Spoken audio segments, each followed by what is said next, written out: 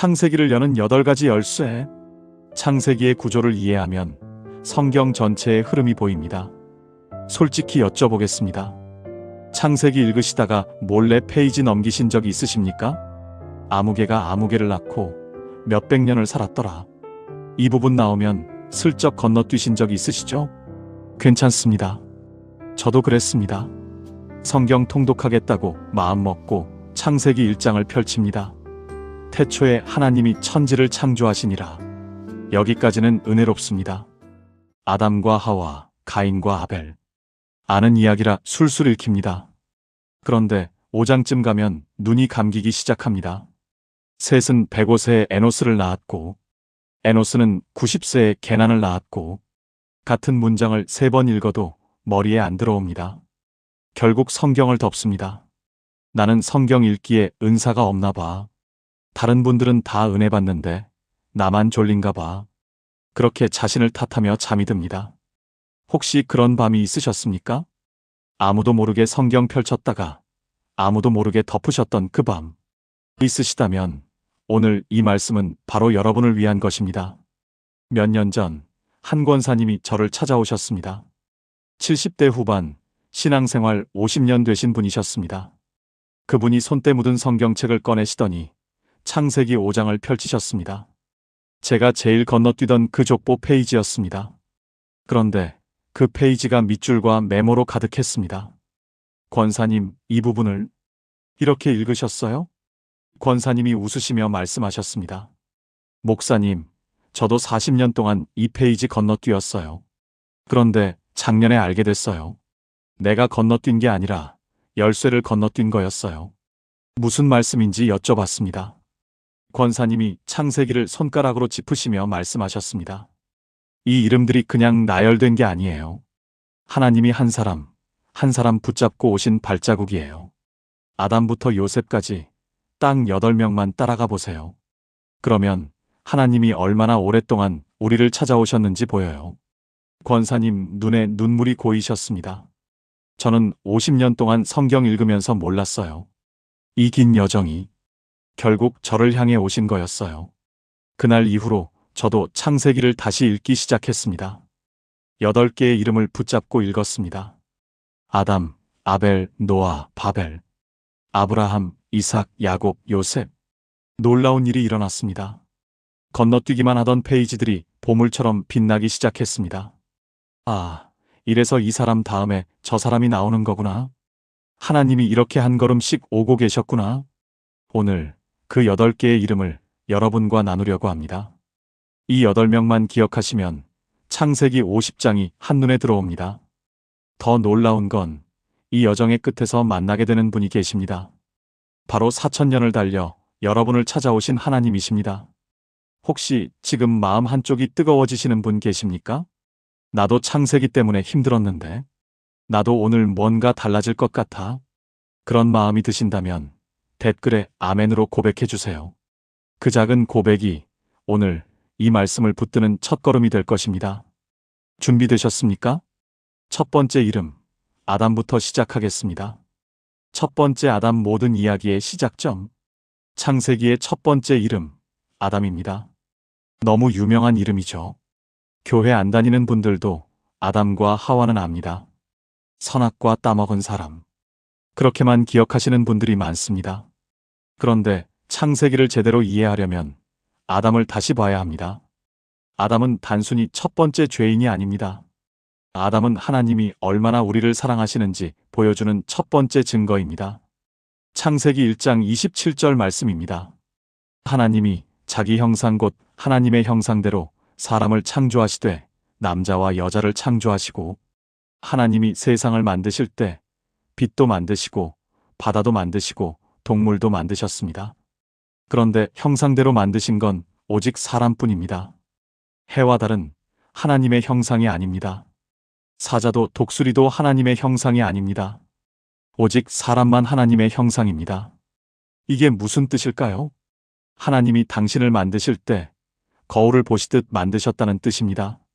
내 모습을 닮은 존재를 만들고 싶다. 그 마음으로 빚어진 존재가 바로 우리입니다. 그런데 그 아담이 하나님을 떠났습니다. 선악과를 따먹은 것. 그게 단순히 과일 하나 먹은 문제가 아닙니다. 하나님 없이도 내가 판단하겠다는 선언이었습니다. 하나님 없이도 내가 잘 살 수 있다는 독립선언이었습니다. 그 결과가 무엇이었습니까? 에덴 동산에서 쫓겨났습니다. 하나님과 함께 걷던 그 동산에서 쫓겨났습니다. 여기서 많은 분들이 창세기를 잘못 읽습니다. 아담이 죄를 지었으니까 벌을 받았구나. 그렇게만 읽으시면 창세기의 핵심을 놓치는 겁니다. 창세기 3장 21절을 보십시오. 여호와 하나님이 아담과 그의 아내를 위하여 가죽옷을 지어 입히시니라. 쫓아내시기 전에 하나님이 먼저 옷을 지어 입히셨습니다. 가죽옷입니다. 가죽이 어디서 나옵니까? 동물이 죽어야 나옵니다.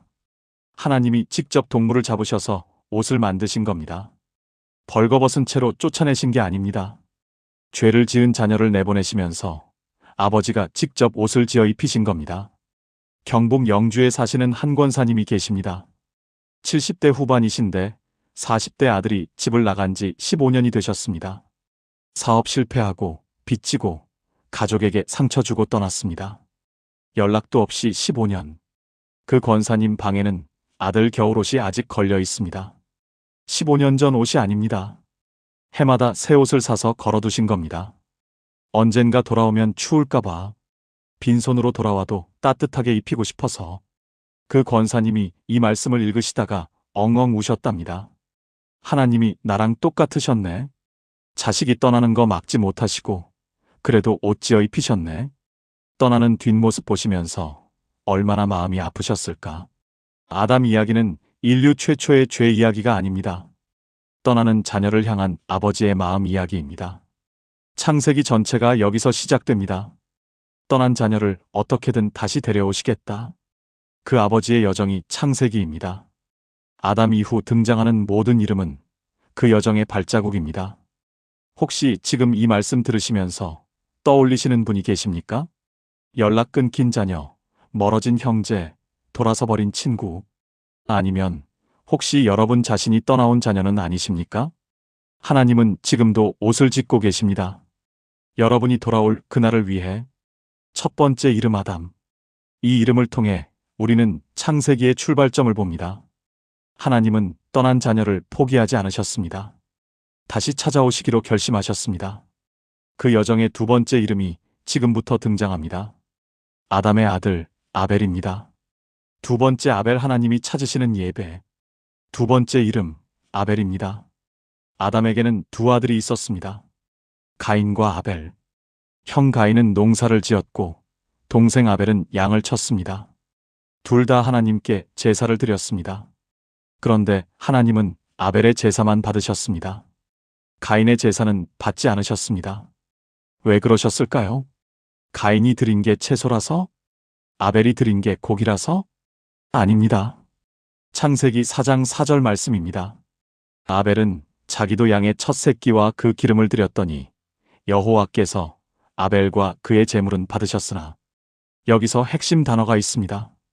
첫 새끼입니다. 아벨은 처음 난 것, 가장 좋은 것을 드렸습니다. 가인은 어땠습니까? 창세기 4장 3절입니다. 가인은 땅의 소산으로 제물을 삼아 여호와께 드렸고, 그냥 땅의 소산입니다. 첫 열매라는 말이 없습니다. 남는 것, 적당한 것, 아무거나 가져온 겁니다. 이게 왜 중요합니까? 제물의 종류가 아니라 마음의 방향이 달랐기 때문입니다. 아벨은 하나님께 가장 귀한 것을 드리고 싶었습니다. 가인은 형식적으로 의무를 채우고 싶었습니다. 똑같이 제사를 드렸지만 마음은 정반대였습니다. 여기서 많은 분들이 불편해하십니다. 하나님이 너무 편해하신 거 아닌가요? 둘 다 드렸는데 왜 차별하세요? 그런데 생각해 보십시오. 여러분이 부모라면 자녀의 마음을 모르십니까? 억지로 엄마 사랑해요 하는 것과 진심으로 엄마 사랑해요 하는 것. 말은 똑같아도 다 느껴집니다. 하나님은 재물을 보시는 게 아니라 마음을 보십니다. 서울 은평구에서 작은 식당을 하시는 집사님이 계십니다. 60대 초반, 새벽기도 20년 하신 분입니다. 그런데 몇 년 전까지 헌금이 너무 힘드셨답니다. 솔직히 장사 안 되면 헌금 줄이고 싶었어요. 11조 내면서도 마음이 불편했어요. 하나님한테 드리는 건데 왜 아까운 마음이 들까? 그러다 아벨 이야기를 묵상하셨습니다. 아벨은 첫 새끼를 드렸구나. 나는 뭘 드리고 있었지? 남는 것, 아깝지 않은 것만 드리고 있었구나. 그 집사님이 결단하셨습니다. 장사가 잘 되든 안 되든 매일 첫 손님의 매출을 따로 모으기 시작하셨습니다. 첫 손님은 하나님이 보내주신 거라고 생각했어요. 그분 드신 금액을 따로 모아서 헌금했어요.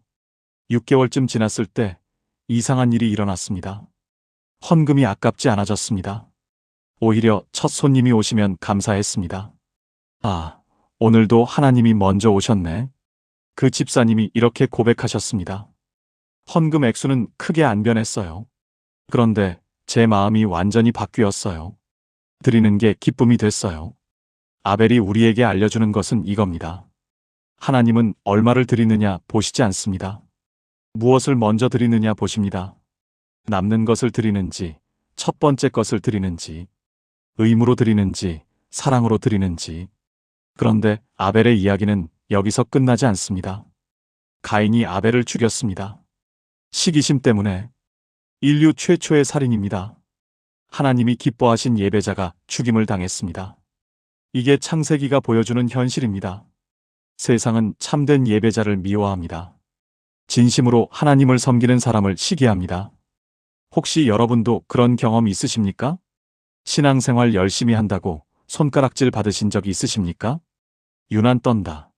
너무 나댄다 이런 말 들으신 적 있으십니까? 아벨도 그랬습니다. 그래도 하나님은 아벨의 예배를 기억하셨습니다. 히브리서 11장 4절에 이렇게 기록되어 있습니다. 그가 죽었으나 지금도 말하느니라. 죽었지만 지금도 말하고 있습니다. 참된 예배는 사라지지 않습니다. 두 번째 이름 아벨. 하나님이 원하시는 예배가 무엇인지 보여줍니다. 그런데 인류의 타락은 여기서 멈추지 않았습니다. 가인의 후손들은 점점 더 악해졌습니다. 급기야 하나님이 심판을 결심하시는 지경에 이릅니다. 그때 등장하는 세 번째 이름, 노아입니다. 세 번째 노아 심판 속에서 길을 찾은 사람. 세 번째 이름, 노아입니다. 아담이 타락하고 가인이 아벨을 죽이고 그 후로 인류는 계속 악해졌습니다. 창세기 6장 5절 말씀입니다. 여호와께서 사람의 죄악이 세상에 가득함과 그의 마음으로 생각하는 모든 계획이 항상 악할 뿐임을 보시고 항상 악할 뿐. 하나님이 보시기에 구제불능이었습니다. 그래서 심판을 결심하셨습니다. 홍수로 세상을 쓸어버리시기로. 그런데 그 와중에 하나님 눈에 띈 사람이 있었습니다. 창세기 6장 8절입니다. 그러나 노아는 여호와께 은혜를 입었더라. 온 세상이 악으로 가득한데 노아는 달랐습니다. 무엇이 달랐습니까? 창세기 6장 9절이 알려줍니다. 노아는 의인이요 당대의 완전한 자라. 그는 하나님과 동행하였으며 이게 핵심입니다. 노아가 완벽한 사람이어서가 아닙니다. 노아가 특별한 능력이 있어서가 아닙니다. 하나님과 함께 걸었습니다. 모두가 하나님을 떠날 때 노아만 하나님 곁에 있었습니다. 그리고 하나님이 노아에게 이상한 명령을 하십니다. 배를 만들어라. 노아가 살던 곳은 바다가 없었습니다. 비도 내린 적 없었습니다. 창세기 2장에 보면 당시에는 안개로 땅을 적셨다고 되어 있습니다. 그런데 배를 만들라고요? 말이 안 되는 명령이었습니다. 노아가 배를 만들기 시작했을 때 주변 반응이 어땠을까요? 저 사람 미쳤나 봐. 바다도 없는데 무슨 배야? 하나님이 시켰대. 하나님이 시키면 다 하나? 아마 조롱이 대단했을 겁니다. 게다가 방주 만드는데 얼마나 걸렸는지 아십니까? 학자들마다 다르지만 대략 100년 정도로 봅니다. 100년 동안 비 한 방울 안 오는데 배를 만든 겁니다. 100년 동안 조롱받으면서 나무를 깎은 겁니다. 경기도 광주에 사시는 장로님이 계십니다. 70대 초반이신데 30년 전에 사업이 완전히 망하셨습니다. 빚만 10억이 넘었습니다. 그때 하나님께 기도하셨답니다. 하나님, 어떻게 하면 됩니까? 응답이 왔습니다. 새벽 기도에 나와라. 솔직히 황당하셨답니다. 하나님, 지금 제가 급한 게 돈이에요. 기도가 아니라요. 그래도 순종했습니다. 그날부터 새벽 기도를 시작했습니다. 그런데 1년이 지나도 아무 일도 안 일어났습니다. 2년, 3년 여전히 빚쟁이였습니다. 주변에서 뭐라고 했는지 아십니까? 야, 새벽 기도 한다며? 하나님이 돈 주시던? 기도하느라 일을 못하니까 더 못 버는 거 아냐? 조롱이 10년 넘게 이어졌습니다. 그래도 그 장로님은 새벽 기도를 멈추지 않았습니다. 어느 날 기도하다가 이 말씀이 들어오셨답니다. 노아가 방주 만드는데 100년 걸렸는데 나는 고작 10년이잖아. 비 안 올 것 같아도 배 만든 노아처럼 나도 응답 안 올 것 같아도 기도하자. 결론부터 말씀드리면 20년이 걸렸습니다. 20년 만에 빚을 다 갚으셨습니다. 그것도 기적 같은 일들이 연속으로 일어나서 그 장로님이 이렇게 고백하셨습니다. 하나님이 새벽 기도하라고 하셨을 때 그게 내 방주였어요. 다른 사람들 눈에는 미친 짓이었는데 그게 내 구원의 길이었어요. 노아의 방주는 단순히 배가 아니었습니다. 순종의 상징이었습니다. 말이 안 되는 것 같아도 하나님 말씀을 따르는 것, 아무리 오래 걸려도 포기하지 않는 것, 그게 심판 속에서 살아남는 길이었습니다. 혹시 지금 하나님이 여러분에게 방주를 만들라고 하고 계시지는 않습니까? 말이 안 되는 것 같은 명령, 주변에서 다 반대하는 결정, 시간이 너무 오래 걸리는 기다림. 그래도 붙드십시오. 노아는 100년을 기다렸고 결국 구원받았습니다. 세 번째 이름 노아. 하나님과 동행하는 사람은 심판 속에서도 길이 있음을 보여줍니다. 그런데 홍수 이후에도 인류는 다시 문제를 일으킵니다. 이번에는 하늘까지 닿는 탑을 쌓기 시작합니다. 네 번째 이름 바벨입니다. 네 번째 바벨, 하나님 없이 세운 탑의 결말. 네 번째 이름 바벨입니다. 사실 바벨은 사람 이름이 아닙니다. 장소 이름입니다. 그런데 왜 여기 넣었느냐? 창세기 전반부 1장에서 11장의 마지막 사건이기 때문입니다. 아담에서 시작된 인류의 타락이 어디까지 가는지 바벨에서 절정을 보여줍니다. 홍수 심판 이후 인류는 다시 번성했습니다. 노아의 후손들이 퍼져나갔습니다. 그런데 이번에는 뭘 했습니까? 창세기 11장 4절입니다. 자, 성읍과 탑을 건설하여 그 탑 꼭대기를 하늘에 닿게 하여 우리 이름을 내고 온 지면에 흩어짐을 면하자. 핵심이 두 가지입니다. 우리 이름을 내고 흩어짐을 면하자. 먼저 우리 이름을 내고, 하나님의 이름이 아니라 우리 이름입니다. 하나님 없이도 위대해지겠다는 선언입니다. 아담의 죄와 똑같습니다. 하나님 없이도 우리가 잘 살 수 있다. 이게 바벨탑의 본질입니다. 두 번째, 흩어짐을 면하자. 그런데 하나님이 원래 뭐라고 하셨습니까? 창세기 9장 1절에서 노아에게 생육하고 번성하여 땅에 충만하라고 하셨습니다. 땅에 퍼지라고 하셨습니다. 그런데 인류는 한 곳에 모여서 안 흩어지겠다고 했습니다. 이건 단순한 건축 프로젝트가 아닙니다. 하나님 말씀에 대한 정면 반항입니다. 결과가 어떻게 됐습니까? 창세기 11장 7절에서 8절입니다. 자, 우리가 내려가서 거기서 그들의 언어를 혼잡하게 하여 그들이 서로 알아듣지 못하게 하자 하시고, 여호와께서 거기서 그들을 온 지면에 흩으셨으므로 그들이 그 도시를 건설하기를 그쳤더라. 하나님이 직접 내려오셔서 언어를 섞어버리셨습니다. 의사소통이 안 되니까 공사가 중단됐습니다. 결국 흩어졌습니다. 피하려고 했던 그것이 결국 일어났습니다. 여기서 중요한 걸 봐야 합니다. 하나님이 왜 이렇게까지 하셨을까요? 인간이 탑 쌓는 게 부러우셨을까요? 인간이 성공하는 게 식이 나셨을까요? 아닙니다. 이건 아버지의 마음입니다. 자녀가 잘못된 길로 가고 있을 때 그냥 두실 수 없으셨던 겁니다. 하나님 없이도 우리가 잘 살 수 있어. 이 착각이 얼마나 위험한지 아시니까 탑이 높이 올라가기 전에 멈추신 겁니다. 더 큰 재앙이 오기 전에 흩으신 겁니다. 인천에 사시는 집사님 한 분이 계십니다. 50대 중반이신데 젊었을 때 사업이 잘 됐습니다. 30대에 건물을 샀습니다. 40대 초반에 건물이 세 채가 됐습니다. 그런데 돈이 생기면서 교회를 안 나가기 시작했습니다. 하나님, 저 이제 바빠서요. 좀 쉴게요. 처음엔 주일만 빠지다가 나중엔 아예 안 나갔습니다. 기도도 안 하고 성경도 안 읽었습니다. 내가 이만큼 이룬 건 내 노력 때문이야. 속으로 그렇게 생각했답니다. 그런데 45살 때 모든 게 무너졌습니다. 세입자 사기, 보증 잘못 썸, 금융위기까지 겹쳤습니다. 건물 세 채가 3년 만에 다 날아갔습니다. 그때 무릎 꿇고 교회로 돌아왔습니다. 처음엔 하나님이 원망스러웠답니다. 왜 제 건물을 뺏어가셨어요? 제가 뭘 그렇게 잘못했어요? 그런데 회복하는 과정에서 깨달으셨습니다. 내가 바벨탑을 쌓고 있었구나. 하나님 없이 나만의 왕국을 짓고 있었구나. 그 탑이 무너진 게 아니라 하나님이 멈춰주신 거구나. 지금 그 집사님은 건물은 한 채도 없습니다. 그런데 이렇게 고백하십니다. 건물 세 채 있을 때보다 지금이 훨씬 부자예요. 그때는 하나님이 안 보였는데 지금은 매일 보여요. 바벨탑 사건은 하나님의 심판이 아닙니다. 하나님의 구출입니다. 잘못된 방향으로 달려가는 자녀를 멈추신 겁니다. 혹시 지금 여러분의 삶에도 무너진 탑이 있으십니까? 열심히 쌓았는데 무너져버린 것. 그게 혹시 하나님 없이 쌓은 탑은 아니었습니까? 무너진 게 끝이 아닙니다.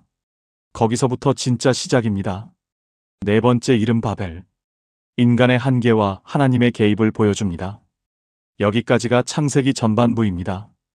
1장부터 11장까지 아담, 아벨, 노아, 바벨.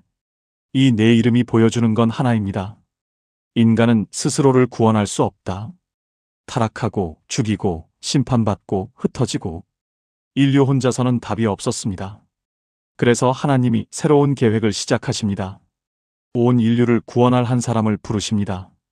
창세기 12장, 새로운 시작입니다. 다섯 번째 이름, 아브라함입니다. 좋아요, 나현님. 바로 두 번째부터 일곱 번째까지 이어서 작성합니다. 다섯 번째 이름, 아브라함입니다. 다섯 번째 아브라함과 이삭 믿음으로 시작된 약속, 그 계승. 다섯 번째 이름, 아브라함입니다. 그리고 여섯 번째 이름이 될 뻔한 이삭도 함께 다룹니다. 왜 함께 다루느냐? 이삭은 아브라함의 약속이 계승되는 과정이기 때문입니다. 아브라함 없이 이삭은 없고 이삭 없이 아브라함의 약속도 없습니다. 창세기 12장 1절입니다. 여호와께서 아브라함에게 이르시되 너는 너의 고향과 친척과 아버지의 집을 떠나 내가 내게 보여줄 땅으로 가라. 하나님이 아브라함을 부르셨습니다. 그런데 이 부르심이 좀 이상합니다. 어디로 가라고 하셨을까요? 내가 보여줄 땅입니다. 구체적인 목적지가 없습니다. 그냥 가라. 도착지도 모르고 가라는 겁니다. 아브라함 나이가 몇 살이었는지 아십니까? 75세였습니다. 75세 노인에게 집 떠나서 어딘지도 모르는 곳으로 가라. 상식적으로 말이 안 됩니다. 그런데 아브라함이 갔습니다. 창세기 12장 4절입니다. 이에 아브라함이 여호와의 말씀을 따라갔고 이유 없이 갔습니다. 설명도 안 들었습니다. 그냥 하나님이 가라고 하셨으니까 갔습니다. 이게 믿음입니다. 그리고 하나님이 약속하셨습니다. 창세기 12장 2절에서 3절입니다. 내가 너로 큰 민족을 이루고 내게 복을 주어 내 이름을 창대하게 하리니 너는 복이 될지라. 너를 축복하는 자에게는 내가 복을 내리고 너를 저주하는 자에게는 내가 저주하리니 땅의 모든 족속이 너로 말미암아 복을 얻을 것이라.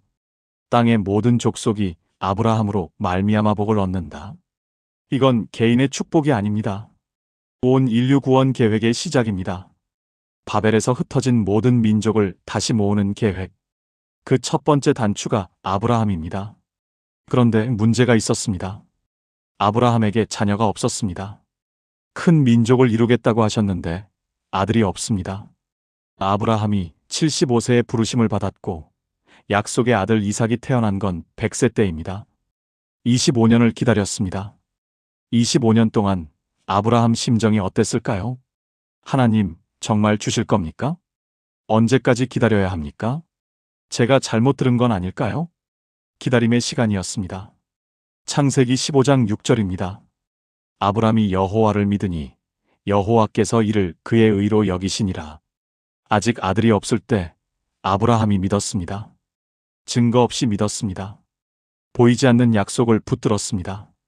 하나님은 그 믿음을 의로 여기셨습니다. 그리고 드디어 이삭이 태어났습니다. 100세에 얻은 아들. 25년 기다린 약속의 성취. 그런데 하나님이 더 충격적인 요구를 하십니다. 창세기 22장 2절입니다. 내 아들 내 사랑하는 독자 이삭을 데리고 모리아 땅으로 가서 내가 내게 일러준 한 산 위에서 그를 번제로 드리라. 100세에 얻은 아들을 바치라고요? 25년 기다린 약속의 아들을 죽이라고요? 이건 아브라함을 시험하신 겁니다. 하나님이 주신 것을 다시 내려놓을 수 있느냐? 약속보다 약속하신 분을 더 신뢰하느냐? 아브라함이 이삭을 데리고 산에 올랐습니다. 이삭이 물었습니다. 아버지, 불과 나무는 있는데 번제할 어린 양은 어디 있나요? 아브라함이 대답했습니다. 창세기 22장 8절입니다. 아브라함이 이르되 내 아들아 번제할 어린 양은 하나님이 자기를 위하여 친히 준비하시리라. 하나님이 친히 준비하시리라. 이 한마디에 아브라함의 믿음이 담겨 있습니다. 어떻게 될지 모르지만 하나님이 하시리라. 결국 아브라함이 칼을 들어 올렸을 때 하나님이 멈추셨습니다. 대신 수풀에 걸린 순양을 바치게 하셨습니다. 그런데 이 사건이 왜 중요한지 아십니까? 2000년 후 바로 그 모리아 산에서 진짜 아들이 바쳐집니다. 하나님의 독생자 예수 그리스도가 십자가에 달리십니다. 하나님이 친히 준비하시리라는 예언이 예수님에게서 성취된 겁니다. 충북 청주에 사시는 권사님이 계십니다. 60대 후반이신데 30대에 남편을 잃으셨습니다. 교통사고였습니다. 어린 아들 둘을 혼자 키우셨습니다. 하나님, 왜 남편을 데려가셨어요? 제게 왜 이러세요? 원망하면서도 교회는 다녔습니다. 그런데 희망이 없었습니다. 아이들 때문에 그냥 버틴 겁니다. 어느 날 새벽 기도 중에 아브라함 이야기를 묵상하셨습니다. 아브라함은 이삭을 바치면서도 하나님이 준비하시리라 했구나. 나는 남편을 잃고 하나님을 원망만 했구나. 그 새벽에 처음으로 기도가 바뀌었습니다. 하나님, 저는 모르겠습니다. 그래도 하나님이 준비하시리라 믿겠습니다. 제 인생에 무슨 계획이 있는지 모르지만 따르겠습니다. 그 권사님이 이렇게 고백하셨습니다. 그날 이후로 원망이 사라진 건 아니에요. 그런데 원망 속에서도 믿음이 생겼어요. 그래도 하나님이 하시겠지 하는 마음이요. 지금 그 아들 둘은 다 장성해서 목사가 됐습니다. 그 권사님은 두 아들이 섬기는 교회에서 번갈아 예배드립니다. 남편이 살아있었으면 좋았겠죠. 그런데 하나님은 제가 생각 못한 방식으로 채워주셨어요. 아브라함과 이삭이 우리에게 보여주는 건 이겁니다. 믿음은 이해한 다음에 순종하는 게 아닙니다. 이해 못해도 순종하는 겁니다. 하나님이 준비하시리라. 이 고백이 믿음의 본질입니다. 다섯 번째 이름 아브라함 그리고 이삭. 믿음으로 시작된 약속과 그 계승을 보여줍니다. 이제 그 약속이 세 번째 세대로 넘어갑니다. 아브라함의 손자 야곱입니다. 여섯 번째 야곱 씨름 끝에 만난 축복. 여섯 번째 이름 야곱입니다. 야곱은 창세기에서 가장 인간적인 인물입니다. 솔직히 말하면 좋은 의미가 아닙니다. 야곱은 속이는 사람이었습니다. 야곱이라는 이름의 뜻이 뭔지 아십니까? 발꿈치를 잡다입니다. 태어날 때 형 에서의 발꿈치를 잡고 나왔습니다. 그래서 야곱입니다. 그런데 이 이름에는 속이다라는 뜻도 있습니다. 실제로 야곱은 평생 속이며 살았습니다. 형에게서 장자권을 속여서 빼앗았습니다. 아버지 이삭을 속여서 축복을 가로챘습니다. 형 에서가 죽이겠다고 하니까 외삼촌 라반에게로 도망쳤습니다. 그런데 라반은 야곱보다 더한 사기꾼이었습니다. 야곱이 라헬을 사랑해서 7년을 일했는데 라반이 신부를 바꿔치기 했습니다. 첫날 밤에 들어가 보니 라헬이 아니라 언니 레아였습니다. 속이는 자가 속임을 당한 겁니다. 야곱은 거기서 또 7년을 일했습니다. 야곱의 인생은 속이고 속는 것의 연속이었습니다. 성경에 이런 사람이 왜 나옵니까? 하나님은 왜 이런 사람을 선택하셨습니까? 창세기 32장의 결정적인 장면이 나옵니다. 야곱이 20년 만에 고향으로 돌아가는 길이었습니다. 그런데 형 에서가 400명의 군사를 이끌고 온다는 소식을 들었습니다. 20년 전에 죽이겠다고 했던 형입니다. 야곱은 두려웠습니다. 그날 밤 야곱은 혼자 남았습니다. 창세기 32장 24절입니다. 야곱은 홀로 남았더니 어떤 사람이 날이 새도록 야곱과 씨름하니라. 어떤 사람. 이 사람이 누구인지 야곱은 나중에 알게 됩니다. 하나님이셨습니다. 야곱이 밤새도록 하나님과 씨름했습니다. 하나님이 야곱의 허벅지 관절을 치셨습니다. 야곱이 절개되었습니다. 그래도 야곱이 놓지 않았습니다. 창세기 32장 26절입니다. 그 사람이 이르되 날이 새려 하니 나로 가게 하라. 야곱이 이르되 당신이 내게 축복하지 아니하면 가게 하지 아니하겠나이다. 절면서도 붙들었습니다. 축복하지 않으면 안 놓겠습니다. 그때 하나님이 물으셨습니다. 내 이름이 무엇이냐? 야곱입니다. 속이는 자, 발꿈치 잡는 자. 평생 그렇게 살았던 자신의 이름을 고백했습니다. 하나님이 말씀하셨습니다. 창세기 32장 28절입니다. 내 이름을 다시는 야곱이라 부를 것이 아니요 이스라엘이라 부를 것이니 이는 내가 하나님과 및 사람들과 겨루어 이겼음이니라. 야곱이 이스라엘이 됐습니다. 하나님과 겨루어 이긴 자라는 뜻입니다. 속이는 자에서 하나님과 씨름한 자로 바뀌었습니다. 여기서 중요한 게 있습니다. 야곱이 변하는데 얼마나 걸렸습니까? 20년이 넘게 걸렸습니다.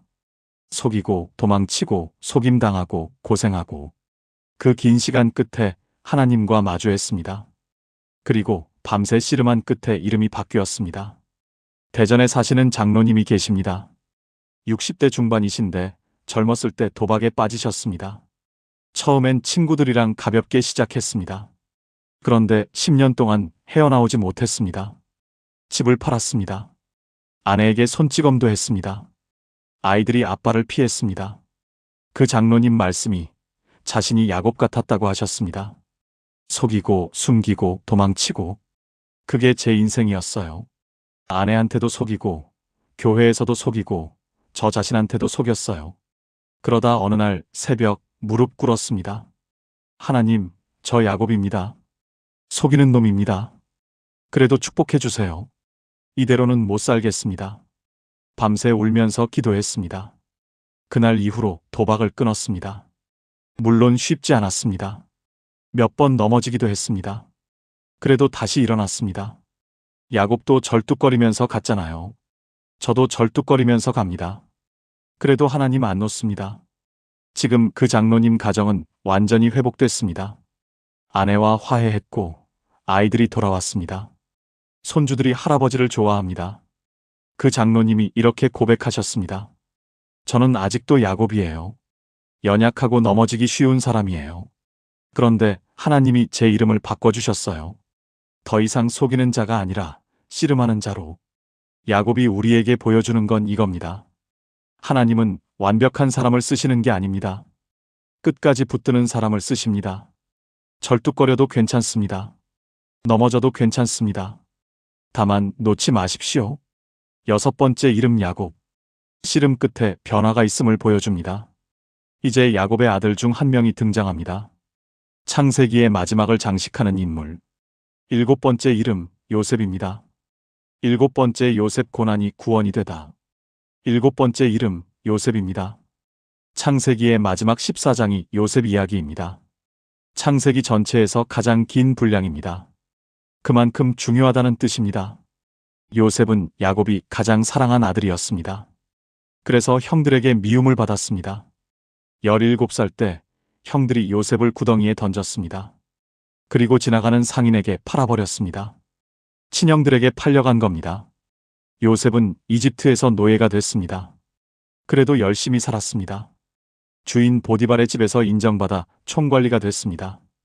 그런데 또 시련이 왔습니다. 보디발의 아내가 요셉을 유혹했습니다. 요셉이 거절했더니 그녀가 거짓 고발을 했습니다. 요셉은 감옥에 갇혔습니다. 17살에 팔려가서 30살에 감옥에서 나올 때까지 13년을 노예와 죄수로 살았습니다. 아무 잘못도 없이. 혹시 여러분 중에 그런 분 계십니까? 나는 잘못한 게 없는데 왜 이런 일을 당하지? 열심히 사는데 왜 나만 힘들지? 하나님, 저 여기 있는 거 아세요? 요셉도 그랬을 겁니다. 그런데 요셉은 감옥에서도 하나님을 떠나지 않았습니다. 창세기 39장 21절입니다. 여호와께서 요셉과 함께 하시고 그에게 인자를 더하사 감옥에서도 여호와께서 함께 하셨습니다. 요셉이 떠나지 않으니까 하나님도 떠나지 않으셨습니다. 그러던 어느 날 기회가 왔습니다. 바로 이집트 왕가 꿈을 꿨는데 아무도 해석하지 못했습니다. 요셉이 불려갔습니다. 요셉이 꿈을 해석했습니다. 7년 풍년 후에 7년 흉년이 온다고. 바로가 요셉을 총리로 세웠습니다. 노예에서 죄수가 됐다가 하루아침에 총리가 됐습니다. 30살 때였습니다. 그리고 흉년이 왔을 때 요셉의 형들이 이집트의 양식을 구하러 왔습니다. 20년 전에 요셉을 구덩이에 던진 바로 그 형들은 요셉을 못 알아봤습니다. 노예로 팔았던 동생이 이집트 총리가 됐을 거라고 상상도 못했으니까요. 요셉이 정체를 밝혔을 때 형들은 두려워 떨었습니다. 이제 우리 죽었다. 그때 복수하겠지. 20년 동안 품었을 원한, 권력을 쥔 지금 마음대로 복수할 수 있습니다. 그런데 요셉이 뭐라고 했습니까? 창세기 50장 20절입니다. 당신들은 나를 해하려 하였으나 하나님은 그것을 선으로 바꾸사 오늘과 같이 많은 백성의 생명을 구원하게 하시려 하셨나니 당신들은 악을 계획했으나 하나님은 선으로 바꾸셨습니다. 이 한 문장에 창세기의 결론이 담겨 있습니다. 인간은 악을 행합니다. 아담이 타락하고 가인이 죽이고 바벨에서 교만하고 형들이 요셉을 팔고, 그런데 하나님은 그 악조차 선으로 바꾸십니다. 요셉이 팔려간 것이 결국 온 가족을 살리는 길이 됐습니다. 광주광역시에 사시는 집사님이 계십니다. 50대 초반이신데 20대에 부모님을 모두 잃으셨습니다. 아버지가 먼저 암으로 돌아가시고 6개월 후에 어머니도 따라가셨습니다. 22살에 혼자가 됐습니다. 하나님이 너무 원망스러웠어요. 왜 저한테만 이러세요? 다른 친구들은 부모님이랑 여행도 가는데 저는 명절마다 혼자였어요. 그 집사님이 30년 동안 마음에 담아둔 질문이 있었습니다. 왜 하필 나였을까? 그러다 요셉 이야기를 묵상하셨습니다. 요셉은 13년을 고통받았는데 그게 다 계획 안에 있었구나. 그러면 나의 30년도 혹시? 결론부터 말씀드리면 그 집사님은 지금 호스피스 자원봉사를 하고 계십니다. 암 환자들과 유가족을 돌봅니다. 부모님을 잃어본 사람이라 그 아픔을 알아요. 제가 겪었던 그 어둠이 지금 다른 사람을 안을 수 있는 품이 됐어요. 그 집사님이 이렇게 고백하셨습니다. 왜 하필 나였냐고 30년을 물었어요. 이제는 알아요. 하나님이 제 상처를 낭비하지 않으셨어요. 제 아픔이 다른 사람의 치유가 되게 하셨어요. 요셉이 우리에게 보여주는 건 이겁니다. 지금 겪는 고난이 끝이 아닙니다. 이해 안 되는 그 시간이 의미 없는 게 아닙니다. 하나님은 악을 선으로 바꾸시는 분입니다. 우리가 이해 못해도 하나님은 계획하고 계십니다. 7번째 이름 요셉. 창세기의 마지막 이름입니다. 여기서 창세기가 끝나고 출애굽기가 시작됩니다. 요셉이 이집트에서 가족을 살렸고 그 가족이 민족이 되었고 그 민족에게서 예수님이 오셨습니다. 아담에서 요셉까지, 타락에서 구원까지, 이 8명의 이름이 창세기의 뼈대입니다. 첫 번째 아담 모든 이야기의 시작점. 창세기의 첫 번째 이름, 아담입니다. 너무 유명한 이름이죠. 교회 안 다니는 분들도 아담과 하와는 압니다. 선악과 따먹은 사람. 그렇게만 기억하시는 분들이 많습니다. 그런데 창세기를 제대로 이해하려면 아담을 다시 봐야 합니다. 아담은 단순히 첫 번째 죄인이 아닙니다. 아담은 하나님이 얼마나 우리를 사랑하시는지 보여주는 첫 번째 증거입니다. 창세기 1장 27절 말씀입니다. 하나님이 자기 형상 곧 하나님의 형상대로 사람을 창조하시되 남자와 여자를 창조하시고, 하나님이 세상을 만드실 때 빛도 만드시고 바다도 만드시고 동물도 만드셨습니다. 그런데 형상대로 만드신 건 오직 사람뿐입니다. 해와 달은 하나님의 형상이 아닙니다. 사자도 독수리도 하나님의 형상이 아닙니다. 오직 사람만 하나님의 형상입니다. 이게 무슨 뜻일까요? 하나님이 당신을 만드실 때 거울을 보시듯 만드셨다는 뜻입니다. 내 모습을 닮은 존재를 만들고 싶다. 그 마음으로 빚어진 존재가 바로 우리입니다. 그런데 그 아담이 하나님을 떠났습니다. 선악과를 따먹은 것. 그게 단순히 과일 하나 먹은 문제가 아닙니다. 하나님 없이도 내가 판단하겠다는 선언이었습니다. 하나님 없이도 내가 잘 살 수 있다는 독립선언이었습니다. 그 결과가 무엇이었습니까? 에덴 동산에서 쫓겨났습니다. 하나님과 함께 걷던 그 동산에서 쫓겨났습니다. 여기서 많은 분들이 창세기를 잘못 읽습니다. 아담이 죄를 지었으니까 벌을 받았구나. 그렇게만 읽으시면 창세기의 핵심을 놓치는 겁니다. 창세기 3장 21절을 보십시오. 여호와 하나님이 아담과 그의 아내를 위하여 가죽옷을 지어 입히시니라. 쫓아내시기 전에 하나님이 먼저 옷을 지어 입히셨습니다. 가죽옷입니다. 가죽이 어디서 나옵니까? 동물이 죽어야 나옵니다. 하나님이 직접 동물을 잡으셔서 옷을 만드신 겁니다. 벌거벗은 채로 쫓아내신 게 아닙니다. 죄를 지은 자녀를 내보내시면서 아버지가 직접 옷을 지어 입히신 겁니다. 경북 영주에 사시는 한 권사님이 계십니다. 70대 후반이신데 40대 아들이 집을 나간 지 15년이 되셨습니다.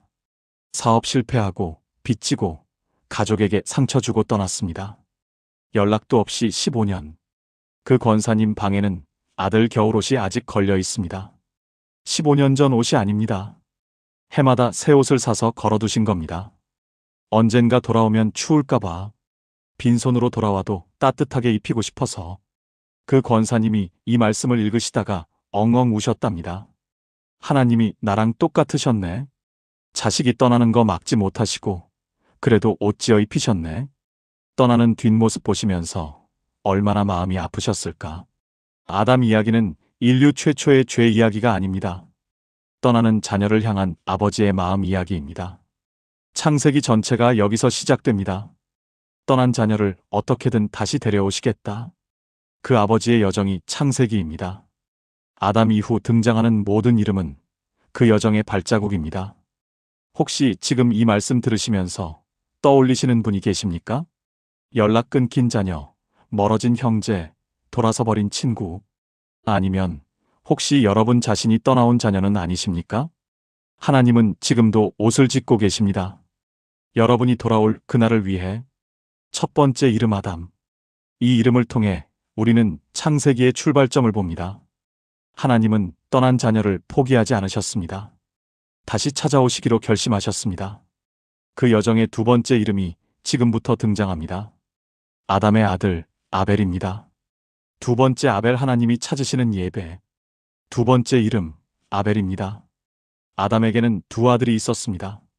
가인과 아벨. 형 가인은 농사를 지었고 동생 아벨은 양을 쳤습니다. 둘 다 하나님께 제사를 드렸습니다. 그런데 하나님은 아벨의 제사만 받으셨습니다. 가인의 제사는 받지 않으셨습니다. 왜 그러셨을까요? 가인이 드린 게 채소라서? 아벨이 드린 게 고기라서? 아닙니다. 창세기 4장 4절 말씀입니다. 아벨은 자기도 양의 첫 새끼와 그 기름을 드렸더니 여호와께서 아벨과 그의 제물은 받으셨으나. 여기서 핵심 단어가 있습니다. 첫 새끼입니다. 아벨은 처음 난 것, 가장 좋은 것을 드렸습니다. 가인은 어땠습니까? 창세기 4장 3절입니다. 가인은 땅의 소산으로 제물을 삼아 여호와께 드렸고, 그냥 땅의 소산입니다. 첫 열매라는 말이 없습니다. 남는 것, 적당한 것, 아무거나 가져온 겁니다. 이게 왜 중요합니까? 제물의 종류가 아니라 마음의 방향이 달랐기 때문입니다. 아벨은 하나님께 가장 귀한 것을 드리고 싶었습니다. 가인은 형식적으로 의무를 채우고 싶었습니다. 똑같이 제사를 드렸지만 마음은 정반대였습니다. 여기서 많은 분들이 불편해하십니다. 하나님이 너무 편해하신 거 아닌가요? 둘 다 드렸는데 왜 차별하세요? 그런데 생각해 보십시오. 여러분이 부모라면 자녀의 마음을 모르십니까? 억지로 엄마 사랑해요 하는 것과 진심으로 엄마 사랑해요 하는 것. 말은 똑같아도 다 느껴집니다. 하나님은 재물을 보시는 게 아니라 마음을 보십니다. 서울 은평구에서 작은 식당을 하시는 집사님이 계십니다. 60대 초반, 새벽기도 20년 하신 분입니다. 그런데 몇 년 전까지 헌금이 너무 힘드셨답니다. 솔직히 장사 안 되면 헌금 줄이고 싶었어요. 11조 내면서도 마음이 불편했어요. 하나님한테 드리는 건데 왜 아까운 마음이 들까? 그러다 아벨 이야기를 묵상하셨습니다. 아벨은 첫 새끼를 드렸구나. 나는 뭘 드리고 있었지? 남는 것, 아깝지 않은 것만 드리고 있었구나. 그 집사님이 결단하셨습니다. 장사가 잘 되든 안 되든 매일 첫 손님의 매출을 따로 모으기 시작하셨습니다. 첫 손님은 하나님이 보내주신 거라고 생각했어요. 그분 드신 금액을 따로 모아서 헌금했어요. 6개월쯤 지났을 때 이상한 일이 일어났습니다. 헌금이 아깝지 않아졌습니다. 오히려 첫 손님이 오시면 감사했습니다. 아, 오늘도 하나님이 먼저 오셨네. 그 집사님이 이렇게 고백하셨습니다. 헌금 액수는 크게 안 변했어요. 그런데 제 마음이 완전히 바뀌었어요. 드리는 게 기쁨이 됐어요. 아벨이 우리에게 알려주는 것은 이겁니다. 하나님은 얼마를 드리느냐 보시지 않습니다. 무엇을 먼저 드리느냐 보십니다. 남는 것을 드리는지, 첫 번째 것을 드리는지, 의무로 드리는지, 사랑으로 드리는지. 그런데 아벨의 이야기는 여기서 끝나지 않습니다. 가인이 아벨을 죽였습니다. 시기심 때문에. 인류 최초의 살인입니다. 하나님이 기뻐하신 예배자가 죽임을 당했습니다. 이게 창세기가 보여주는 현실입니다. 세상은 참된 예배자를 미워합니다. 진심으로 하나님을 섬기는 사람을 시기합니다. 혹시 여러분도 그런 경험 있으십니까? 신앙생활 열심히 한다고 손가락질 받으신 적이 있으십니까? 유난 떤다. 너무 나댄다 이런 말 들으신 적 있으십니까? 아벨도 그랬습니다. 그래도 하나님은 아벨의 예배를 기억하셨습니다. 히브리서 11장 4절에 이렇게 기록되어 있습니다. 그가 죽었으나 지금도 말하느니라. 죽었지만 지금도 말하고 있습니다. 참된 예배는 사라지지 않습니다. 두 번째 이름 아벨. 하나님이 원하시는 예배가 무엇인지 보여줍니다. 그런데 인류의 타락은 여기서 멈추지 않았습니다. 가인의 후손들은 점점 더 악해졌습니다. 급기야 하나님이 심판을 결심하시는 지경에 이릅니다. 그때 등장하는 세 번째 이름, 노아입니다. 세 번째 노아 심판 속에서 길을 찾은 사람. 세 번째 이름, 노아입니다. 아담이 타락하고 가인이 아벨을 죽이고 그 후로 인류는 계속 악해졌습니다. 창세기 6장 5절 말씀입니다. 여호와께서 사람의 죄악이 세상에 가득함과 그의 마음으로 생각하는 모든 계획이 항상 악할 뿐임을 보시고 항상 악할 뿐. 하나님이 보시기에 구제불능이었습니다. 그래서 심판을 결심하셨습니다. 홍수로 세상을 쓸어버리시기로. 그런데 그 와중에 하나님 눈에 띈 사람이 있었습니다. 창세기 6장 8절입니다. 그러나 노아는 여호와께 은혜를 입었더라. 온 세상이 악으로 가득한데 노아는 달랐습니다. 무엇이 달랐습니까? 창세기 6장 9절이 알려줍니다. 노아는 의인이요 당대의 완전한 자라. 그는 하나님과 동행하였으며 이게 핵심입니다. 노아가 완벽한 사람이어서가 아닙니다. 노아가 특별한 능력이 있어서가 아닙니다. 하나님과 함께 걸었습니다. 모두가 하나님을 떠날 때 노아만 하나님 곁에 있었습니다. 그리고 하나님이 노아에게 이상한 명령을 하십니다. 배를 만들어라. 노아가 살던 곳은 바다가 없었습니다. 비도 내린 적 없었습니다. 창세기 2장에 보면 당시에는 안개로 땅을 적셨다고 되어 있습니다. 그런데 배를 만들라고요? 말이 안 되는 명령이었습니다. 노아가 배를 만들기 시작했을 때 주변 반응이 어땠을까요? 저 사람 미쳤나 봐. 바다도 없는데 무슨 배야? 하나님이 시켰대. 하나님이 시키면 다 하나? 아마 조롱이 대단했을 겁니다. 게다가 방주 만드는데 얼마나 걸렸는지 아십니까? 학자들마다 다르지만 대략 100년 정도로 봅니다. 100년 동안 비 한 방울 안 오는데 배를 만든 겁니다. 100년 동안 조롱받으면서 나무를 깎은 겁니다. 경기도 광주에 사시는 장로님이 계십니다. 70대 초반이신데 30년 전에 사업이 완전히 망하셨습니다. 빚만 10억이 넘었습니다. 그때 하나님께 기도하셨답니다. 하나님, 어떻게 하면 됩니까? 응답이 왔습니다. 새벽 기도에 나와라. 솔직히 황당하셨답니다. 하나님, 지금 제가 급한 게 돈이에요. 기도가 아니라요. 그래도 순종했습니다. 그날부터 새벽 기도를 시작했습니다. 그런데 1년이 지나도 아무 일도 안 일어났습니다. 2년, 3년 여전히 빚쟁이였습니다. 주변에서 뭐라고 했는지 아십니까? 야, 새벽 기도 한다며? 하나님이 돈 주시던? 기도하느라 일을 못하니까 더 못 버는 거 아냐? 조롱이 10년 넘게 이어졌습니다. 그래도 그 장로님은 새벽 기도를 멈추지 않았습니다. 어느 날 기도하다가 이 말씀이 들어오셨답니다. 노아가 방주 만드는데 100년 걸렸는데 나는 고작 10년이잖아. 비 안 올 것 같아도 배 만든 노아처럼 나도 응답 안 올 것 같아도 기도하자. 결론부터 말씀드리면 20년이 걸렸습니다. 20년 만에 빚을 다 갚으셨습니다. 그것도 기적 같은 일들이 연속으로 일어나서 그 장로님이 이렇게 고백하셨습니다. 하나님이 새벽 기도하라고 하셨을 때 그게 내 방주였어요. 다른 사람들 눈에는 미친 짓이었는데 그게 내 구원의 길이었어요. 노아의 방주는 단순히 배가 아니었습니다. 순종의 상징이었습니다. 말이 안 되는 것 같아도 하나님 말씀을 따르는 것, 아무리 오래 걸려도 포기하지 않는 것, 그게 심판 속에서 살아남는 길이었습니다.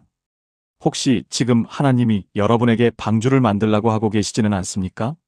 말이 안 되는 것 같은 명령, 주변에서 다 반대하는 결정, 시간이 너무 오래 걸리는 기다림. 그래도 붙드십시오. 노아는 100년을 기다렸고 결국 구원받았습니다. 세 번째 이름 노아. 하나님과 동행하는 사람은 심판 속에서도 길이 있음을 보여줍니다.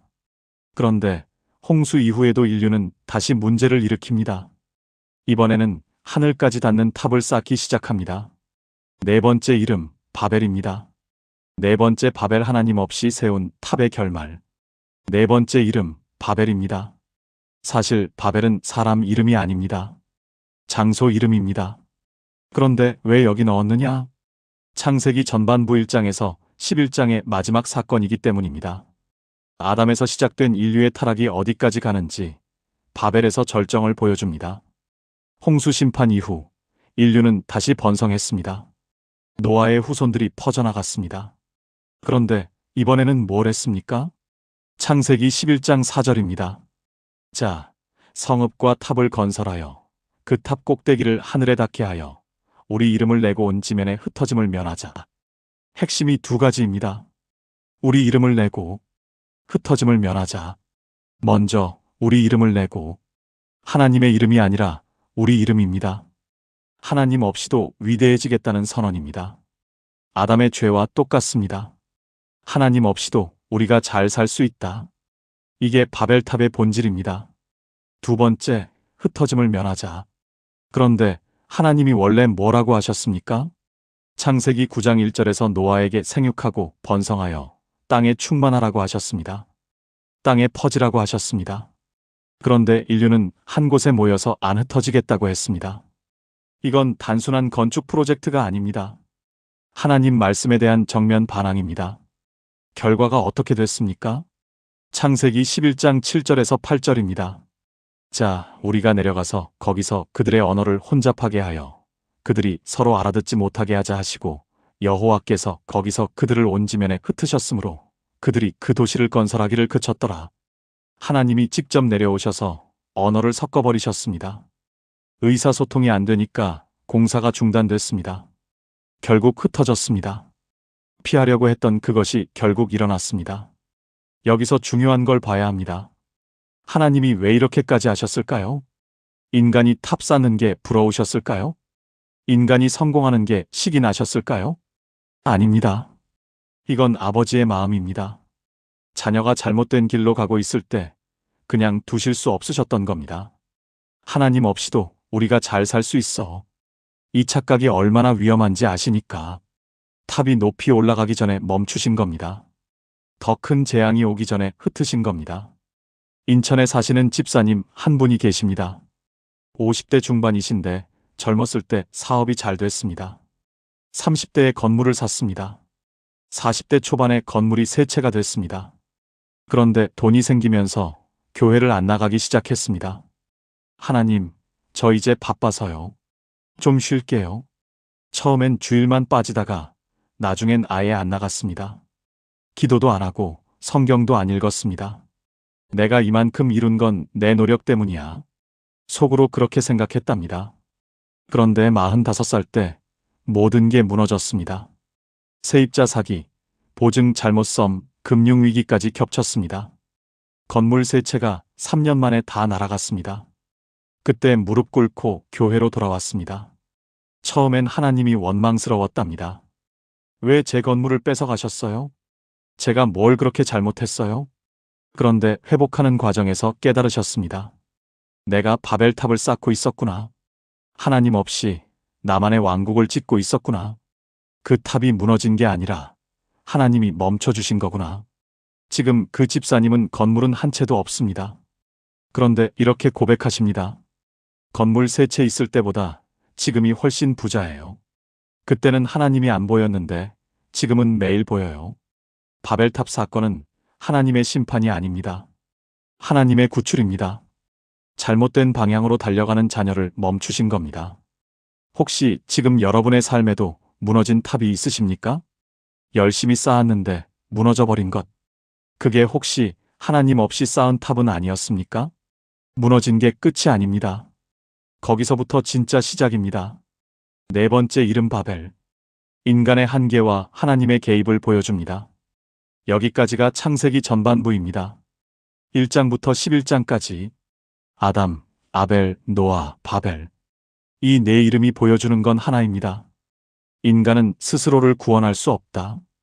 타락하고 죽이고 심판받고 흩어지고 인류 혼자서는 답이 없었습니다. 그래서 하나님이 새로운 계획을 시작하십니다. 온 인류를 구원할 한 사람을 부르십니다. 창세기 12장, 새로운 시작입니다.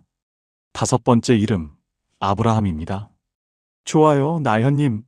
바로 두 번째부터 일곱 번째까지 이어서 작성합니다. 다섯 번째 이름, 아브라함입니다. 다섯 번째 아브라함과 이삭 믿음으로 시작된 약속, 그 계승. 다섯 번째 이름, 아브라함입니다. 그리고 여섯 번째 이름이 될 뻔한 이삭도 함께 다룹니다. 왜 함께 다루느냐? 이삭은 아브라함의 약속이 계승되는 과정이기 때문입니다. 아브라함 없이 이삭은 없고 이삭 없이 아브라함의 약속도 없습니다. 창세기 12장 1절입니다. 여호와께서 아브라함에게 이르시되 너는 너의 고향과 친척과 아버지의 집을 떠나 내가 내게 보여줄 땅으로 가라. 하나님이 아브라함을 부르셨습니다. 그런데 이 부르심이 좀 이상합니다. 어디로 가라고 하셨을까요? 내가 보여줄 땅입니다. 구체적인 목적지가 없습니다. 그냥 가라. 도착지도 모르고 가라는 겁니다. 아브라함 나이가 몇 살이었는지 아십니까? 75세였습니다. 75세 노인에게 집 떠나서 어딘지도 모르는 곳으로 가라. 상식적으로 말이 안 됩니다. 그런데 아브라함이 갔습니다. 창세기 12장 4절입니다.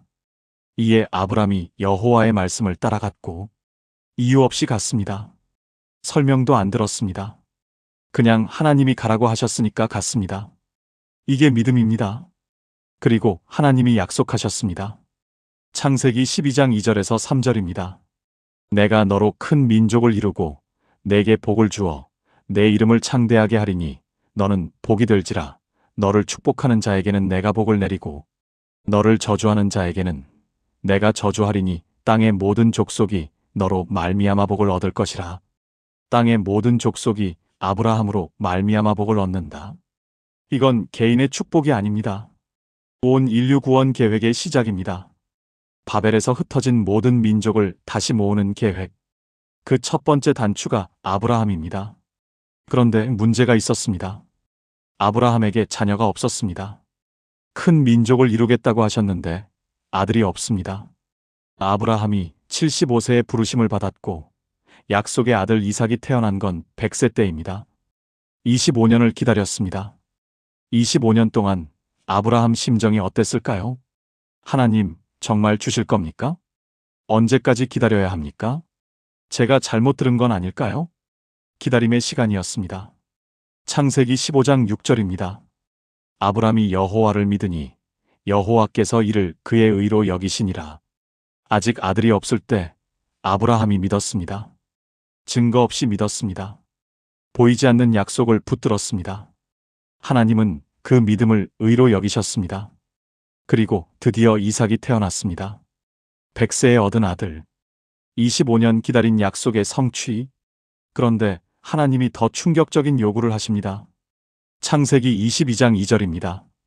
내 아들 내 사랑하는 독자 이삭을 데리고 모리아 땅으로 가서 내가 내게 일러준 한 산 위에서 그를 번제로 드리라. 100세에 얻은 아들을 바치라고요? 25년 기다린 약속의 아들을 죽이라고요?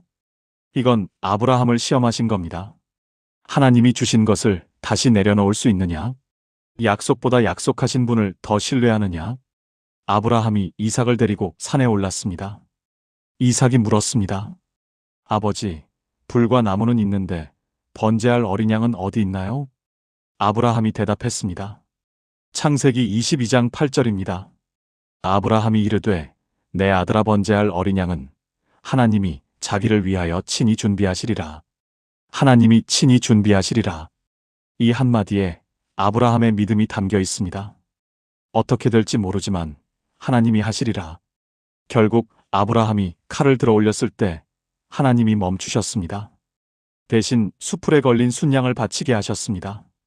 그런데 이 사건이 왜 중요한지 아십니까? 2000년 후 바로 그 모리아 산에서 진짜 아들이 바쳐집니다. 하나님의 독생자 예수 그리스도가 십자가에 달리십니다. 하나님이 친히 준비하시리라는 예언이 예수님에게서 성취된 겁니다. 충북 청주에 사시는 권사님이 계십니다. 60대 후반이신데 30대에 남편을 잃으셨습니다. 교통사고였습니다. 어린 아들 둘을 혼자 키우셨습니다. 하나님, 왜 남편을 데려가셨어요? 제게 왜 이러세요? 원망하면서도 교회는 다녔습니다. 그런데 희망이 없었습니다. 아이들 때문에 그냥 버틴 겁니다. 어느 날 새벽 기도 중에 아브라함 이야기를 묵상하셨습니다. 아브라함은 이삭을 바치면서도 하나님이 준비하시리라 했구나. 나는 남편을 잃고 하나님을 원망만 했구나. 그 새벽에 처음으로 기도가 바뀌었습니다. 하나님, 저는 모르겠습니다. 그래도 하나님이 준비하시리라 믿겠습니다. 제 인생에 무슨 계획이 있는지 모르지만 따르겠습니다. 그 권사님이 이렇게 고백하셨습니다. 그날 이후로 원망이 사라진 건 아니에요. 그런데 원망 속에서도 믿음이 생겼어요. 그래도 하나님이 하시겠지 하는 마음이요. 지금 그 아들 둘은 다 장성해서 목사가 됐습니다. 그 권사님은 두 아들이 섬기는 교회에서 번갈아 예배드립니다. 남편이 살아있었으면 좋았겠죠. 그런데 하나님은 제가 생각 못한 방식으로 채워주셨어요. 아브라함과 이삭이 우리에게 보여주는 건 이겁니다. 믿음은 이해한 다음에 순종하는 게 아닙니다. 이해 못해도 순종하는 겁니다. 하나님이 준비하시리라. 이 고백이 믿음의 본질입니다. 다섯 번째 이름 아브라함 그리고 이삭. 믿음으로 시작된 약속과 그 계승을 보여줍니다. 이제 그 약속이 세 번째 세대로 넘어갑니다. 아브라함의 손자 야곱입니다. 여섯 번째 야곱 씨름 끝에 만난 축복. 여섯 번째 이름 야곱입니다. 야곱은 창세기에서 가장 인간적인 인물입니다. 솔직히 말하면 좋은 의미가 아닙니다. 야곱은 속이는 사람이었습니다. 야곱이라는 이름의 뜻이 뭔지 아십니까? 발꿈치를 잡다입니다. 태어날 때 형 에서의 발꿈치를 잡고 나왔습니다. 그래서 야곱입니다. 그런데 이 이름에는 속이다라는 뜻도 있습니다. 실제로 야곱은 평생 속이며 살았습니다. 형에게서 장자권을 속여서 빼앗았습니다. 아버지 이삭을 속여서 축복을 가로챘습니다. 형 에서가 죽이겠다고 하니까 외삼촌 라반에게로 도망쳤습니다. 그런데 라반은 야곱보다 더한 사기꾼이었습니다. 야곱이 라헬을 사랑해서 7년을 일했는데 라반이 신부를 바꿔치기 했습니다. 첫날 밤에 들어가 보니 라헬이 아니라 언니 레아였습니다. 속이는 자가 속임을 당한 겁니다. 야곱은 거기서 또 7년을 일했습니다.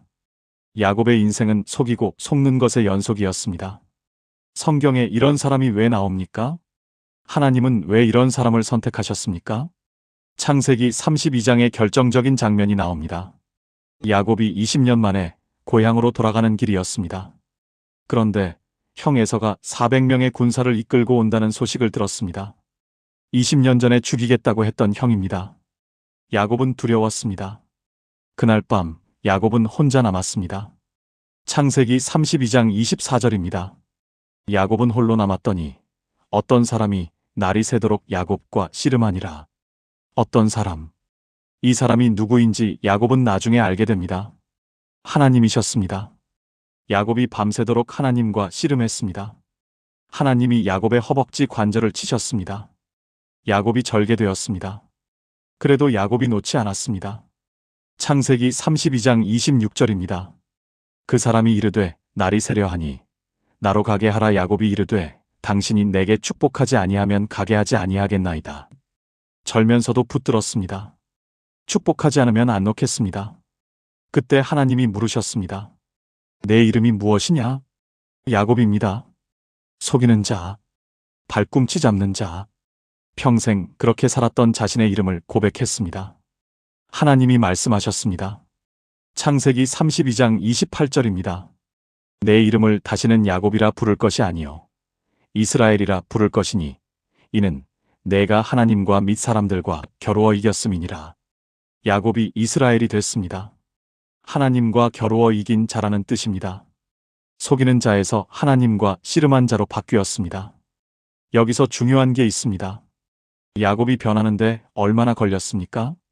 20년이 넘게 걸렸습니다. 속이고 도망치고 속임당하고 고생하고 그 긴 시간 끝에 하나님과 마주했습니다. 그리고 밤새 씨름한 끝에 이름이 바뀌었습니다. 대전에 사시는 장로님이 계십니다. 60대 중반이신데 젊었을 때 도박에 빠지셨습니다. 처음엔 친구들이랑 가볍게 시작했습니다. 그런데 10년 동안 헤어나오지 못했습니다. 집을 팔았습니다. 아내에게 손찌검도 했습니다. 아이들이 아빠를 피했습니다. 그 장로님 말씀이 자신이 야곱 같았다고 하셨습니다. 속이고 숨기고 도망치고 그게 제 인생이었어요. 아내한테도 속이고 교회에서도 속이고 저 자신한테도 속였어요. 그러다 어느 날 새벽 무릎 꿇었습니다. 하나님, 저 야곱입니다. 속이는 놈입니다. 그래도 축복해 주세요. 이대로는 못 살겠습니다. 밤새 울면서 기도했습니다. 그날 이후로 도박을 끊었습니다. 물론 쉽지 않았습니다. 몇 번 넘어지기도 했습니다. 그래도 다시 일어났습니다.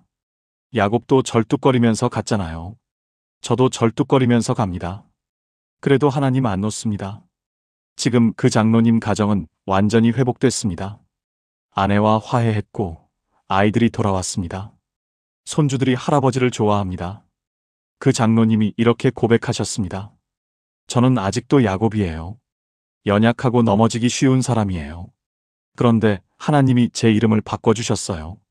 더 이상 속이는 자가 아니라 씨름하는 자로.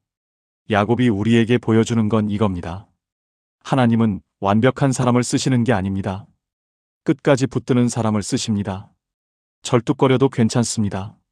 넘어져도 괜찮습니다. 다만 놓지 마십시오. 6번째 이름 야곱. 씨름 끝에 변화가 있음을 보여줍니다. 이제 야곱의 아들 중 한 명이 등장합니다. 창세기의 마지막을 장식하는 인물. 7번째 이름 요셉입니다. 7번째 요셉 고난이 구원이 되다. 7번째 이름 요셉입니다. 창세기의 마지막 14장이 요셉 이야기입니다. 창세기 전체에서 가장 긴 분량입니다. 그만큼 중요하다는 뜻입니다. 요셉은 야곱이 가장 사랑한 아들이었습니다. 그래서 형들에게 미움을 받았습니다. 17살 때 형들이 요셉을 구덩이에 던졌습니다. 그리고 지나가는 상인에게 팔아버렸습니다. 친형들에게 팔려간 겁니다. 요셉은 이집트에서 노예가 됐습니다. 그래도 열심히 살았습니다. 주인 보디발의 집에서 인정받아 총관리가 됐습니다. 그런데 또 시련이 왔습니다. 보디발의 아내가 요셉을 유혹했습니다. 요셉이 거절했더니 그녀가 거짓 고발을 했습니다. 요셉은 감옥에 갇혔습니다. 17살에 팔려가서 30살에 감옥에서 나올 때까지 13년을 노예와 죄수로 살았습니다. 아무 잘못도 없이. 혹시 여러분 중에 그런 분 계십니까? 나는 잘못한 게 없는데 왜 이런 일을 당하지? 열심히 사는데 왜 나만 힘들지? 하나님, 저 여기 있는 거 아세요? 요셉도 그랬을 겁니다.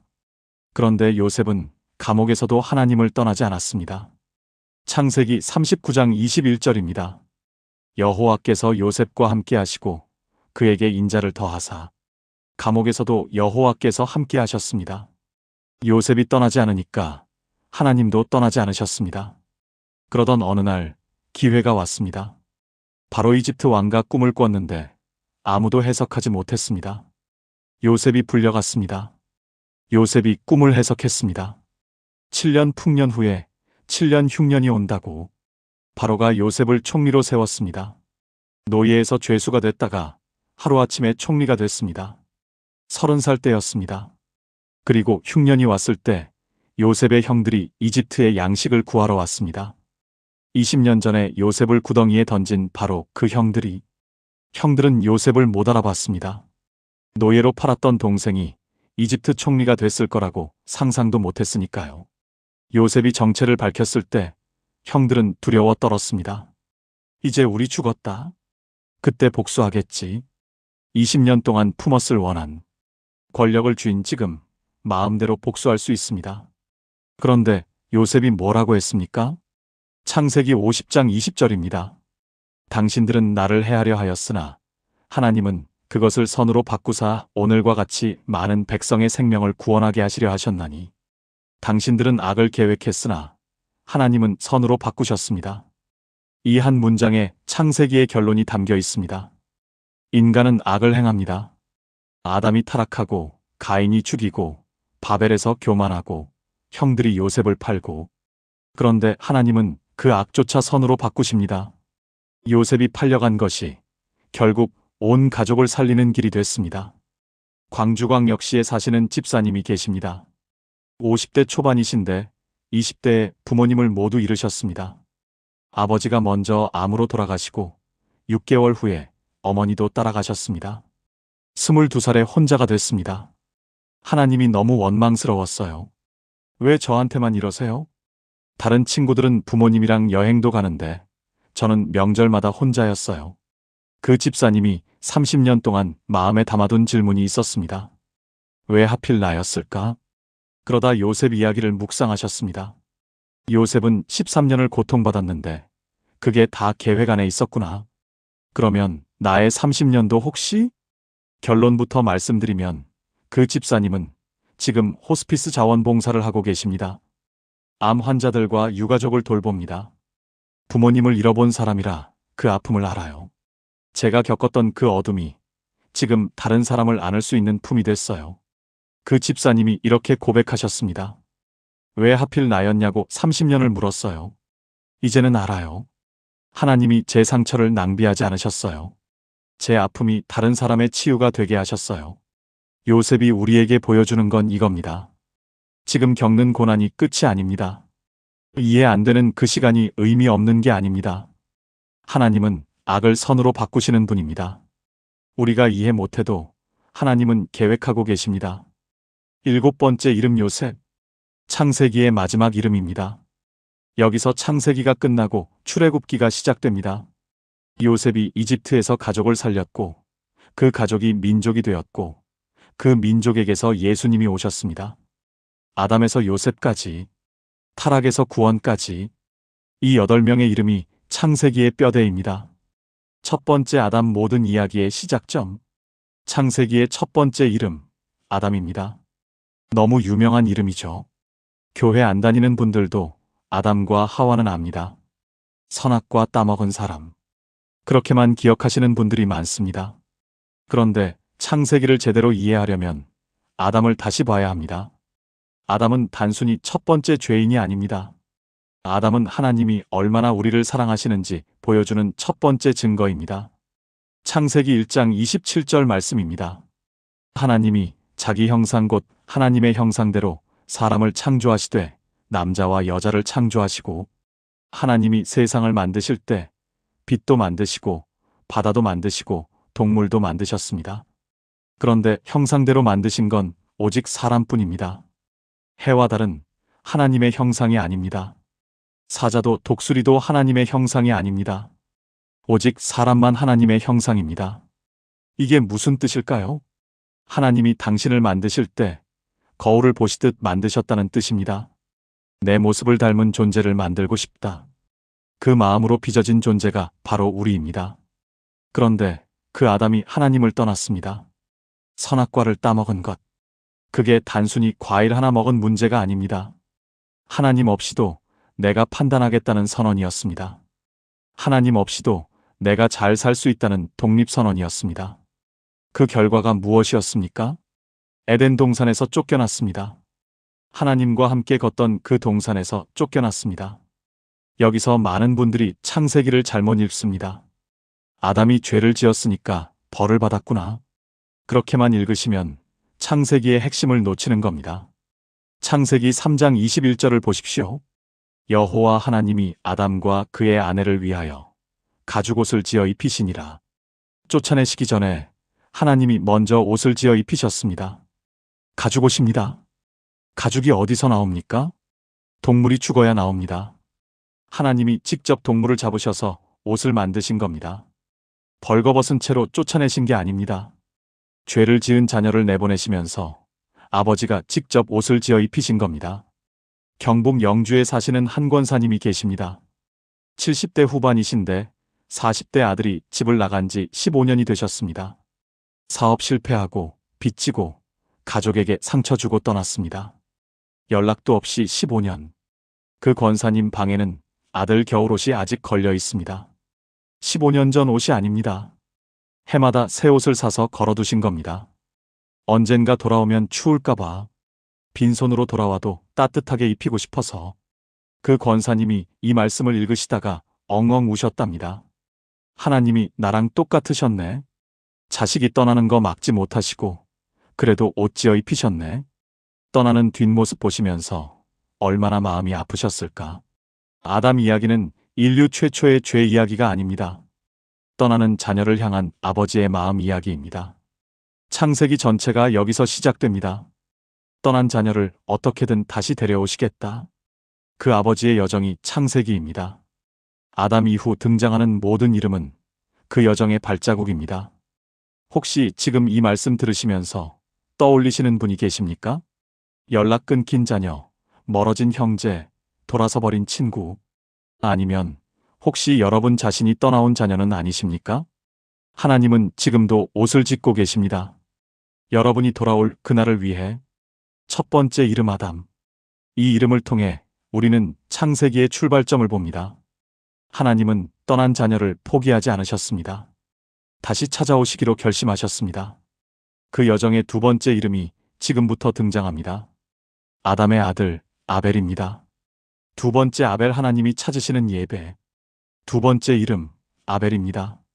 아담에게는 두 아들이 있었습니다. 가인과 아벨. 형 가인은 농사를 지었고 동생 아벨은 양을 쳤습니다. 둘 다 하나님께 제사를 드렸습니다. 그런데 하나님은 아벨의 제사만 받으셨습니다. 가인의 제사는 받지 않으셨습니다. 왜 그러셨을까요? 가인이 드린 게 채소라서? 아벨이 드린 게 고기라서? 아닙니다. 창세기 4장 4절 말씀입니다. 아벨은 자기도 양의 첫 새끼와 그 기름을 드렸더니 여호와께서 아벨과 그의 제물은 받으셨으나. 여기서 핵심 단어가 있습니다. 첫 새끼입니다. 아벨은 처음 난 것, 가장 좋은 것을 드렸습니다. 가인은 어땠습니까? 창세기 4장 3절입니다. 가인은 땅의 소산으로 제물을 삼아 여호와께 드렸고, 그냥 땅의 소산입니다. 첫 열매라는 말이 없습니다. 남는 것, 적당한 것, 아무거나 가져온 겁니다. 이게 왜 중요합니까? 제물의 종류가 아니라 마음의 방향이 달랐기 때문입니다. 아벨은 하나님께 가장 귀한 것을 드리고 싶었습니다. 가인은 형식적으로 의무를 채우고 싶었습니다. 똑같이 제사를 드렸지만 마음은 정반대였습니다. 여기서 많은 분들이 불편해하십니다. 하나님이 너무 편해하신 거 아닌가요? 둘 다 드렸는데 왜 차별하세요? 그런데 생각해 보십시오. 여러분이 부모라면 자녀의 마음을 모르십니까? 억지로 엄마 사랑해요 하는 것과 진심으로 엄마 사랑해요 하는 것. 말은 똑같아도 다 느껴집니다. 하나님은 재물을 보시는 게 아니라 마음을 보십니다. 서울 은평구에서 작은 식당을 하시는 집사님이 계십니다. 60대 초반, 새벽기도 20년 하신 분입니다. 그런데 몇 년 전까지 헌금이 너무 힘드셨답니다. 솔직히 장사 안 되면 헌금 줄이고 싶었어요.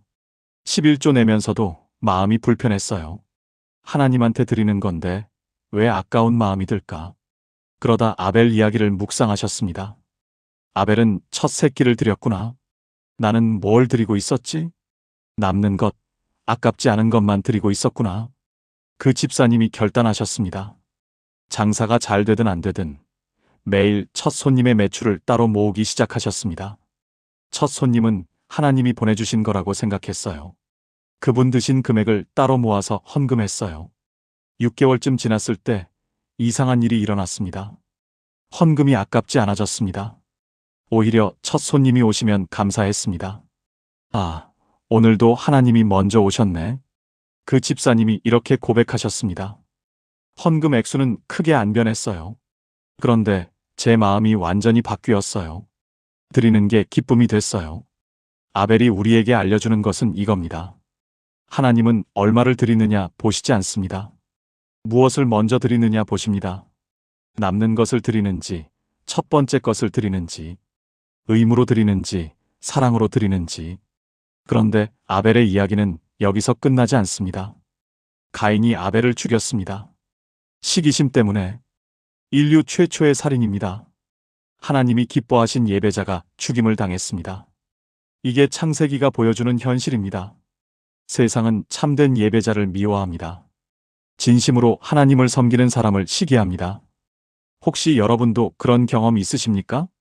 신앙생활 열심히 한다고 손가락질 받으신 적 있으십니까? 유난 떤다. 너무 나댄다 이런 말 들으신 적 있으십니까? 아벨도 그랬습니다. 그래도 하나님은 아벨의 예배를 기억하셨습니다. 히브리서 11장 4절에 이렇게 기록되어 있습니다. 그가 죽었으나 지금도 말하느니라. 죽었지만 지금도 말하고 있습니다.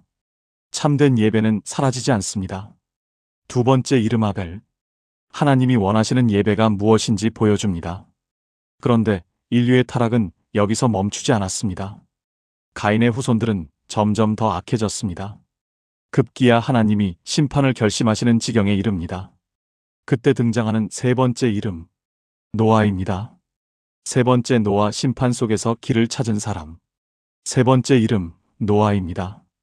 아담이 타락하고 가인이 아벨을 죽이고 그 후로 인류는 계속 악해졌습니다. 창세기 6장 5절 말씀입니다.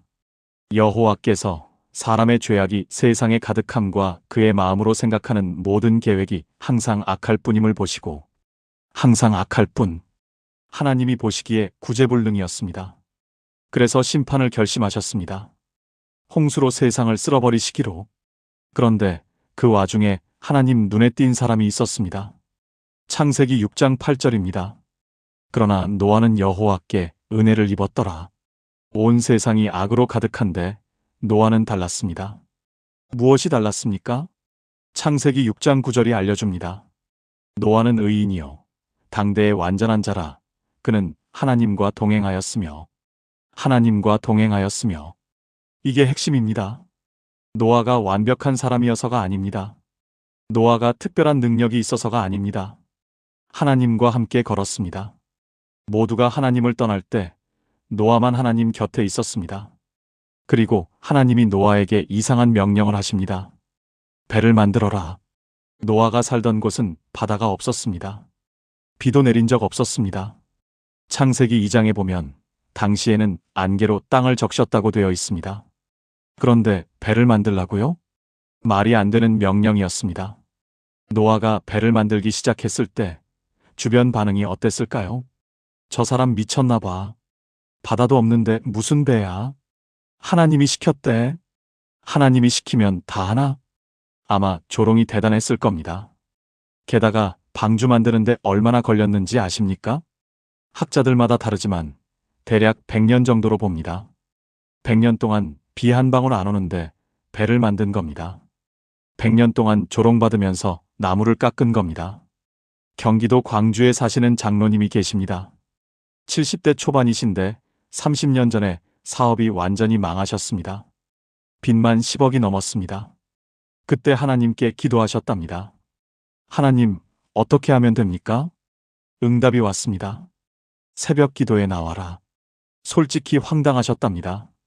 하나님, 지금 제가 급한 게 돈이에요. 기도가 아니라요. 그래도 순종했습니다. 그날부터 새벽 기도를 시작했습니다. 그런데 1년이 지나도 아무 일도 안 일어났습니다. 2년, 3년 여전히 빚쟁이였습니다. 주변에서 뭐라고 했는지 아십니까? 야, 새벽 기도 한다며? 하나님이 돈 주시던? 기도하느라 일을 못하니까 더 못 버는 거 아냐? 조롱이 10년 넘게 이어졌습니다. 그래도 그 장로님은 새벽 기도를 멈추지 않았습니다. 어느 날 기도하다가 이 말씀이 들어오셨답니다. 노아가 방주 만드는데 100년 걸렸는데 나는 고작 10년이잖아. 비 안 올 것 같아도 배 만든 노아처럼 나도 응답 안 올 것 같아도 기도하자. 결론부터 말씀드리면 20년이 걸렸습니다. 20년 만에 빚을 다 갚으셨습니다. 그것도 기적 같은 일들이 연속으로 일어나서 그 장로님이 이렇게 고백하셨습니다. 하나님이 새벽 기도하라고 하셨을 때 그게 내 방주였어요. 다른 사람들 눈에는 미친 짓이었는데 그게 내 구원의 길이었어요. 노아의 방주는 단순히 배가 아니었습니다. 순종의 상징이었습니다. 말이 안 되는 것 같아도 하나님 말씀을 따르는 것. 아무리 오래 걸려도 포기하지 않는 것. 그게 심판 속에서 살아남는 길이었습니다. 혹시 지금 하나님이 여러분에게 방주를 만들라고 하고 계시지는 않습니까? 말이 안 되는 것 같은 명령. 주변에서 다 반대하는 결정. 시간이 너무 오래 걸리는 기다림. 그래도 붙드십시오. 노아는 100년을 기다렸고 결국 구원받았습니다. 세 번째 이름 노아. 하나님과 동행하는 사람은 심판 속에서도 길이 있음을 보여줍니다. 그런데 홍수 이후에도 인류는 다시 문제를 일으킵니다. 이번에는 하늘까지 닿는 탑을 쌓기 시작합니다. 네 번째 이름 바벨입니다. 네 번째 바벨 하나님 없이 세운 탑의 결말. 네 번째 이름 바벨입니다. 사실 바벨은 사람 이름이 아닙니다. 장소 이름입니다. 그런데 왜 여기 넣었느냐? 창세기 전반부 1장에서 11장의 마지막 사건이기 때문입니다. 아담에서 시작된 인류의 타락이 어디까지 가는지 바벨에서 절정을 보여줍니다. 홍수 심판 이후 인류는 다시 번성했습니다. 노아의 후손들이 퍼져나갔습니다. 그런데 이번에는 뭘 했습니까? 창세기 11장 4절입니다. 자, 성읍과 탑을 건설하여 그 탑 꼭대기를 하늘에 닿게 하여 우리 이름을 내고 온 지면에 흩어짐을 면하자. 핵심이 두 가지입니다. 우리 이름을 내고 흩어짐을 면하자. 먼저 우리 이름을 내고 하나님의 이름이 아니라 우리 이름입니다. 하나님 없이도 위대해지겠다는 선언입니다. 아담의 죄와 똑같습니다. 하나님 없이도 우리가 잘 살 수 있다. 이게 바벨탑의 본질입니다. 두 번째, 흩어짐을 면하자. 그런데 하나님이 원래 뭐라고 하셨습니까? 창세기 9장 1절에서 노아에게 생육하고 번성하여 땅에 충만하라고 하셨습니다. 땅에 퍼지라고 하셨습니다. 그런데 인류는 한 곳에 모여서 안 흩어지겠다고 했습니다. 이건 단순한 건축 프로젝트가 아닙니다. 하나님 말씀에 대한 정면 반항입니다. 결과가 어떻게 됐습니까? 창세기 11장 7절에서 8절입니다. 자, 우리가 내려가서 거기서 그들의 언어를 혼잡하게 하여 그들이 서로 알아듣지 못하게 하자 하시고 여호와께서 거기서 그들을 온 지면에 흩으셨으므로 그들이 그 도시를 건설하기를 그쳤더라. 하나님이 직접 내려오셔서 언어를 섞어버리셨습니다. 의사소통이 안 되니까 공사가 중단됐습니다. 결국 흩어졌습니다. 피하려고 했던 그것이 결국 일어났습니다. 여기서 중요한 걸 봐야 합니다. 하나님이 왜 이렇게까지 하셨을까요? 인간이 탑 쌓는 게 부러우셨을까요? 인간이 성공하는 게 식이 나셨을까요? 아닙니다. 이건 아버지의 마음입니다. 자녀가 잘못된 길로 가고 있을 때 그냥 두실 수 없으셨던 겁니다. 하나님 없이도 우리가 잘 살 수 있어. 이 착각이 얼마나 위험한지 아시니까 탑이 높이 올라가기 전에 멈추신 겁니다. 더 큰 재앙이 오기 전에 흩으신 겁니다. 인천에 사시는 집사님 한 분이 계십니다. 50대 중반이신데 젊었을 때 사업이 잘 됐습니다. 30대에 건물을 샀습니다. 40대 초반에 건물이 세 채가 됐습니다. 그런데 돈이 생기면서 교회를 안 나가기 시작했습니다. 하나님, 저 이제 바빠서요. 좀 쉴게요. 처음엔 주일만 빠지다가 나중엔 아예 안 나갔습니다. 기도도 안 하고 성경도 안 읽었습니다. 내가 이만큼 이룬 건 내 노력 때문이야. 속으로 그렇게 생각했답니다. 그런데 45살 때 모든 게 무너졌습니다. 세입자 사기, 보증 잘못 썸, 금융위기까지 겹쳤습니다. 건물 세 채가 3년 만에 다 날아갔습니다. 그때 무릎 꿇고 교회로 돌아왔습니다. 처음엔 하나님이 원망스러웠답니다. 왜 제 건물을 뺏어가셨어요? 제가 뭘 그렇게 잘못했어요? 그런데 회복하는 과정에서 깨달으셨습니다. 내가 바벨탑을 쌓고 있었구나. 하나님 없이 나만의 왕국을 짓고 있었구나. 그 탑이 무너진 게 아니라 하나님이 멈춰주신 거구나. 지금 그 집사님은 건물은 한 채도 없습니다. 그런데 이렇게 고백하십니다. 건물 세 채 있을 때보다 지금이 훨씬 부자예요. 그때는 하나님이 안 보였는데 지금은 매일 보여요. 바벨탑 사건은 하나님의 심판이 아닙니다. 하나님의 구출입니다. 잘못된 방향으로 달려가는 자녀를 멈추신 겁니다. 혹시 지금 여러분의 삶에도 무너진 탑이 있으십니까? 열심히 쌓았는데 무너져버린 것. 그게 혹시 하나님 없이 쌓은 탑은 아니었습니까? 무너진 게 끝이 아닙니다. 거기서부터 진짜 시작입니다. 네 번째 이름 바벨. 인간의 한계와 하나님의 개입을 보여줍니다. 여기까지가 창세기 전반부입니다. 1장부터 11장까지 아담, 아벨, 노아, 바벨. 이 네 이름이 보여주는 건 하나입니다. 인간은 스스로를 구원할 수 없다. 타락하고 죽이고 심판받고 흩어지고 인류 혼자서는 답이 없었습니다. 그래서 하나님이 새로운 계획을 시작하십니다. 온 인류를 구원할 한 사람을 부르십니다. 창세기 12장, 새로운 시작입니다. 다섯 번째 이름, 아브라함입니다. 좋아요, 나현님. 바로 두 번째부터 일곱 번째까지 이어서 작성합니다. 다섯 번째 이름, 아브라함입니다. 다섯 번째 아브라함과 이삭 믿음으로 시작된 약속, 그 계승. 다섯 번째 이름, 아브라함입니다. 그리고 여섯 번째 이름이 될 뻔한 이삭도 함께 다룹니다. 왜 함께 다루느냐? 이삭은 아브라함의 약속이 계승되는 과정이기 때문입니다. 아브라함 없이 이삭은 없고 이삭 없이 아브라함의 약속도 없습니다. 창세기 12장 1절입니다. 여호와께서 아브라함에게 이르시되 너는 너의 고향과 친척과 아버지의 집을 떠나 내가 내게 보여줄 땅으로 가라. 하나님이 아브라함을 부르셨습니다. 그런데 이 부르심이 좀 이상합니다. 어디로 가라고 하셨을까요? 내가 보여줄 땅입니다. 구체적인 목적지가 없습니다. 그냥 가라. 도착지도 모르고 가라는 겁니다. 아브라함 나이가 몇 살이었는지 아십니까? 75세였습니다. 75세 노인에게 집 떠나서 어딘지도 모르는 곳으로 가라. 상식적으로 말이 안 됩니다. 그런데 아브라함이 갔습니다. 창세기 12장 4절입니다. 이에 아브람이 여호와의 말씀을 따라갔고 이유 없이 갔습니다. 설명도 안 들었습니다. 그냥 하나님이 가라고 하셨으니까 갔습니다.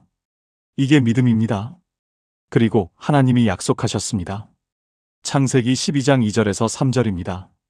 내가 너로 큰 민족을 이루고 내게 복을 주어 내 이름을 창대하게 하리니 너는 복이 될지라. 너를 축복하는 자에게는 내가 복을 내리고 너를 저주하는 자에게는 내가 저주하리니 땅의 모든 족속이 너로 말미암아 복을 얻을 것이라. 땅의 모든 족속이 아브라함으로 말미암아 복을 얻는다. 이건 개인의 축복이 아닙니다. 온 인류 구원 계획의 시작입니다. 바벨에서 흩어진 모든 민족을 다시 모으는 계획. 그 첫 번째 단추가 아브라함입니다. 그런데 문제가 있었습니다. 아브라함에게 자녀가 없었습니다. 큰 민족을 이루겠다고 하셨는데 아들이 없습니다.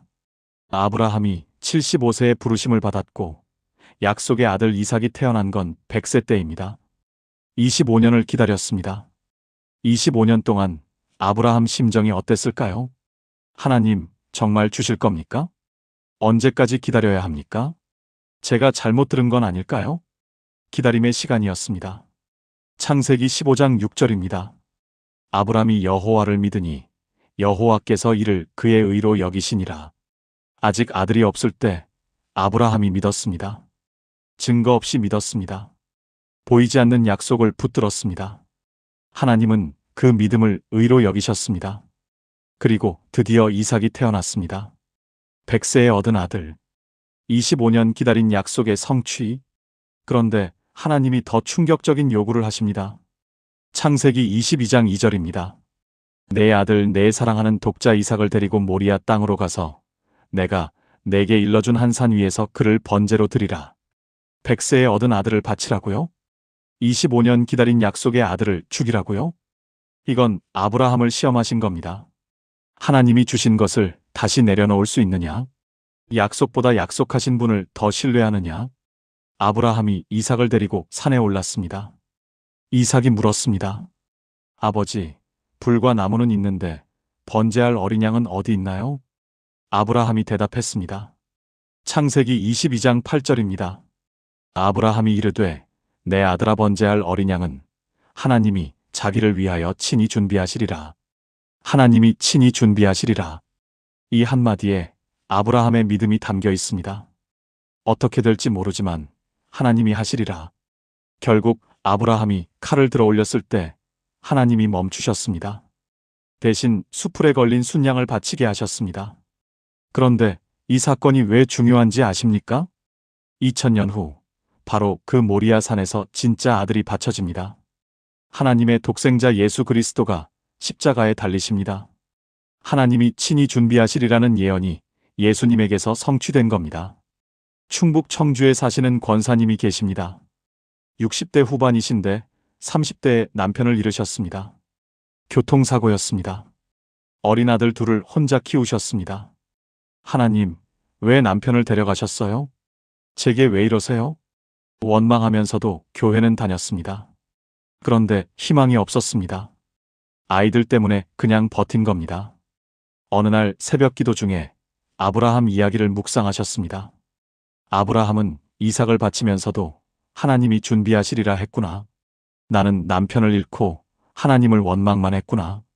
그 새벽에 처음으로 기도가 바뀌었습니다. 하나님, 저는 모르겠습니다. 그래도 하나님이 준비하시리라 믿겠습니다.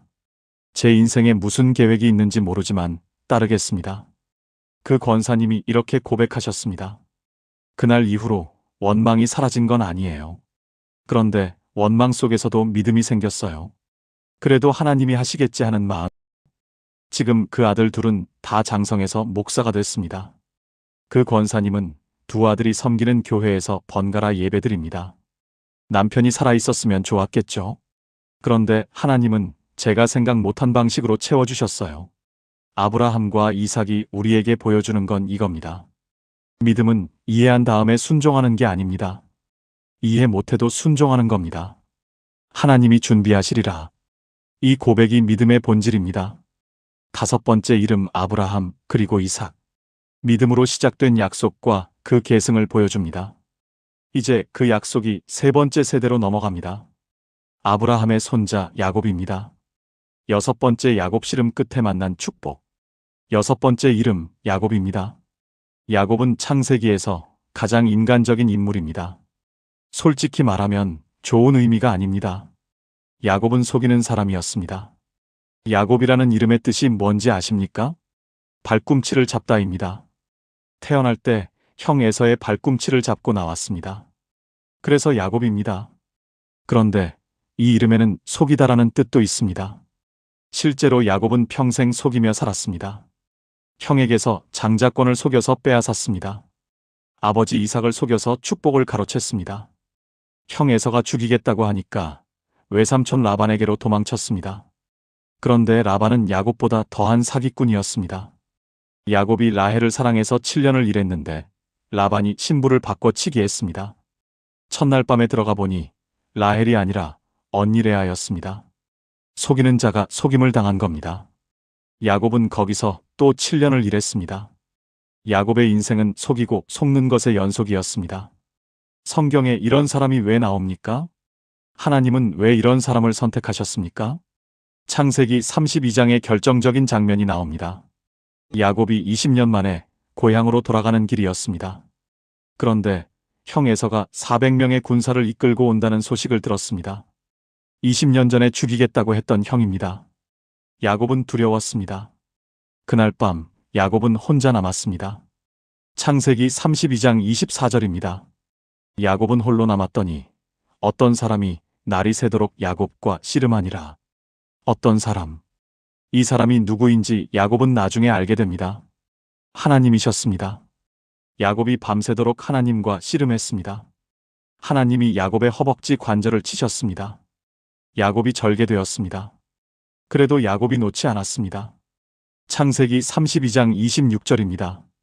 그 사람이 이르되 날이 새려 하니 나로 가게 하라. 야곱이 이르되 당신이 내게 축복하지 아니하면 가게 하지 아니하겠나이다.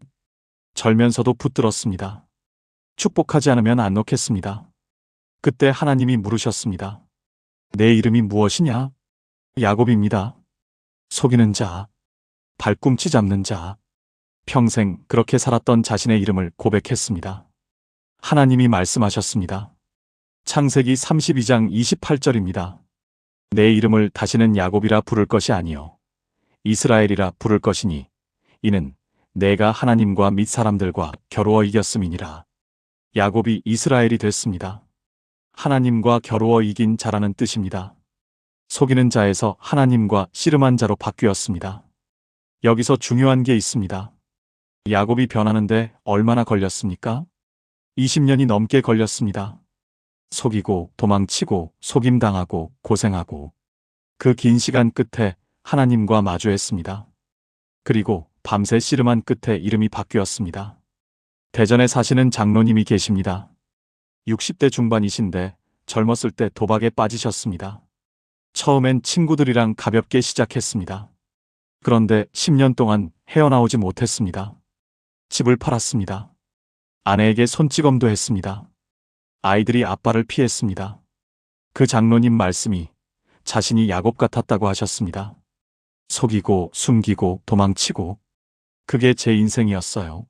아내한테도 속이고 교회에서도 속이고 저 자신한테도 속였어요. 그러다 어느 날 새벽 무릎 꿇었습니다. 하나님, 저 야곱입니다. 속이는 놈입니다. 그래도 축복해 주세요. 이대로는 못 살겠습니다. 밤새 울면서 기도했습니다. 그날 이후로 도박을 끊었습니다. 물론 쉽지 않았습니다. 몇 번 넘어지기도 했습니다. 그래도 다시 일어났습니다. 야곱도 절뚝거리면서 갔잖아요. 저도 절뚝거리면서 갑니다. 그래도 하나님 안 놓습니다. 지금 그 장로님 가정은 완전히 회복됐습니다. 아내와 화해했고 아이들이 돌아왔습니다. 손주들이 할아버지를 좋아합니다. 그 장로님이 이렇게 고백하셨습니다. 저는 아직도 야곱이에요. 연약하고 넘어지기 쉬운 사람이에요. 그런데 하나님이 제 이름을 바꿔주셨어요. 더 이상 속이는 자가 아니라 씨름하는 자로. 야곱이 우리에게 보여주는 건 이겁니다. 하나님은 완벽한 사람을 쓰시는 게 아닙니다. 끝까지 붙드는 사람을 쓰십니다. 절뚝거려도 괜찮습니다. 넘어져도 괜찮습니다. 다만 놓지 마십시오. 6번째 이름 야곱. 씨름 끝에 변화가 있음을 보여줍니다. 이제 야곱의 아들 중 한 명이 등장합니다. 창세기의 마지막을 장식하는 인물. 7번째 이름 요셉입니다. 7번째 요셉 고난이 구원이 되다. 7번째 이름 요셉입니다. 창세기의 마지막 14장이 요셉 이야기입니다. 창세기 전체에서 가장 긴 분량입니다. 그만큼 중요하다는 뜻입니다. 요셉은 야곱이 가장 사랑한 아들이었습니다. 그래서 형들에게 미움을 받았습니다. 17살 때 형들이 요셉을 구덩이에 던졌습니다. 그리고 지나가는 상인에게 팔아버렸습니다.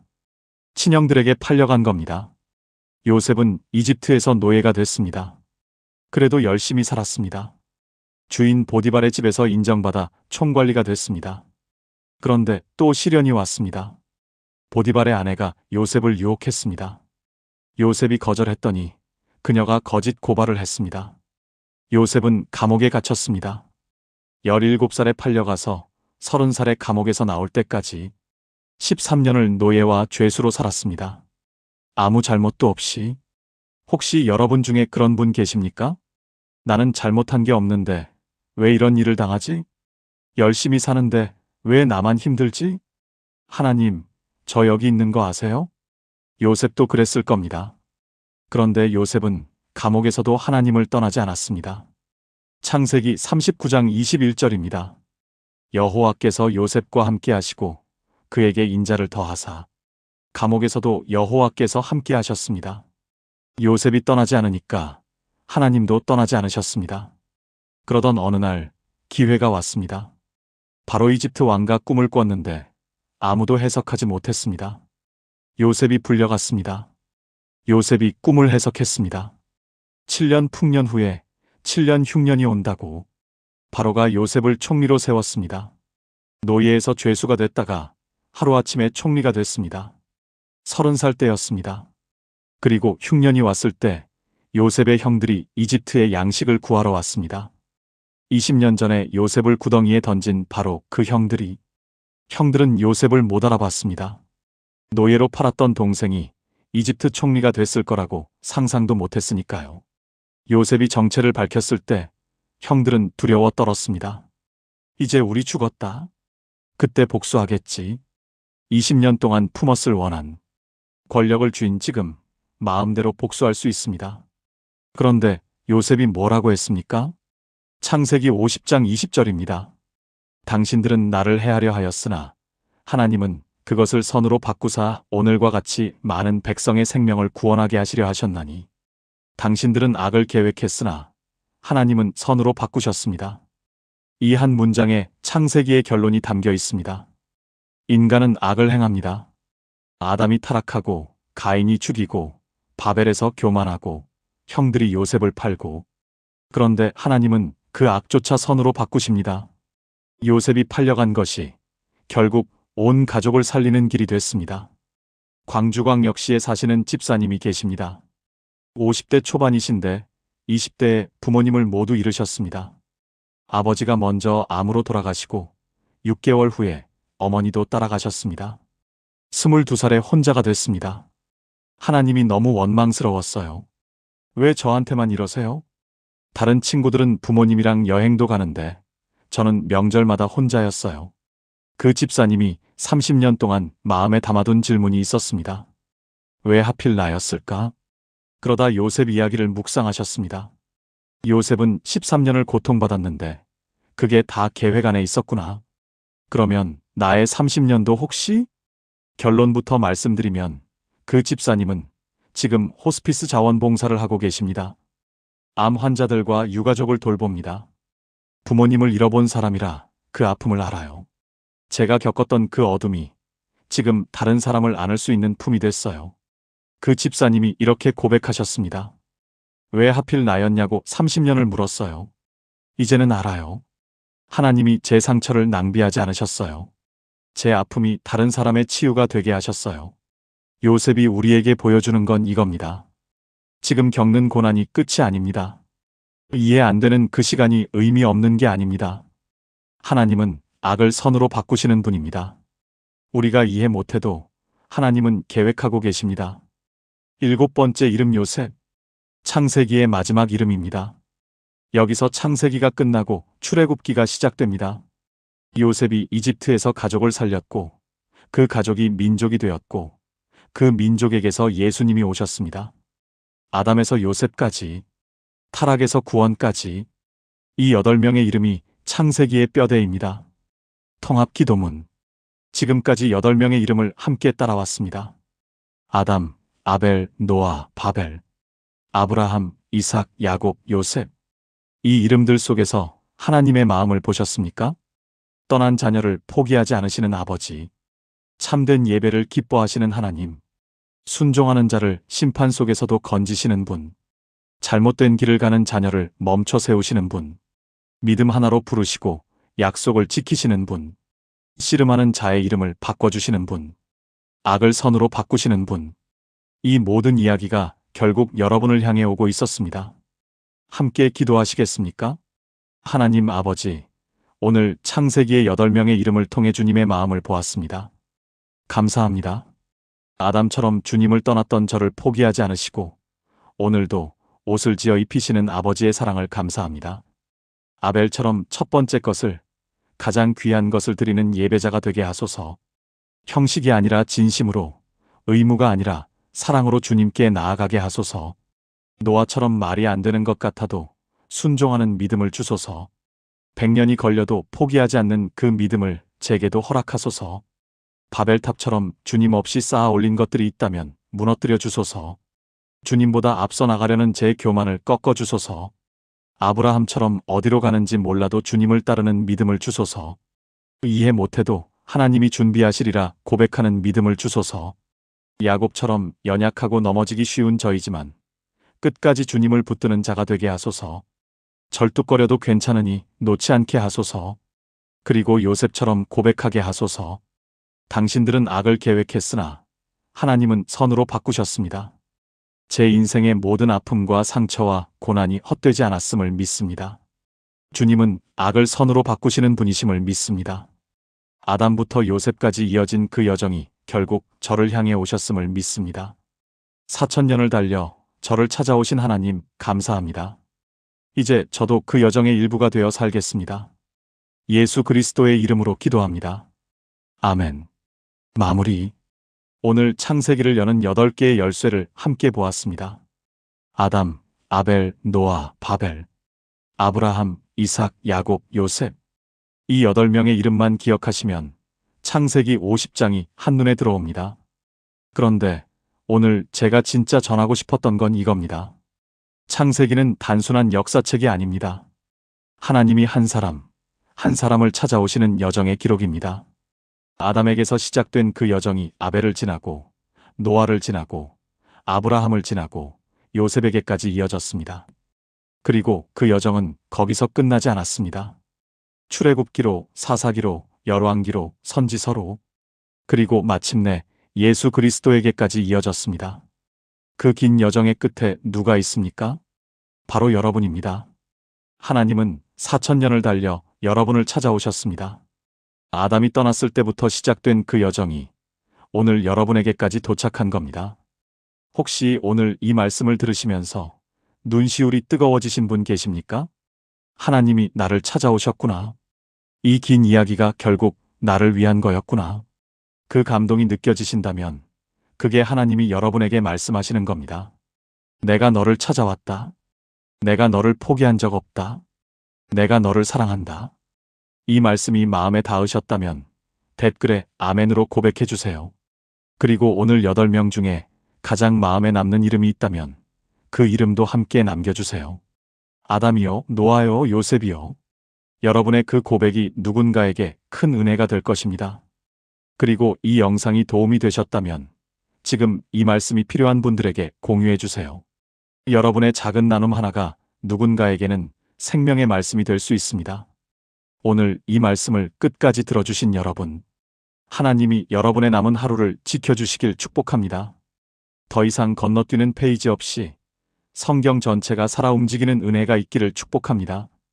창세기가 어려웠던 그 시간이 오늘부터 완전히 달라지기를 축복합니다.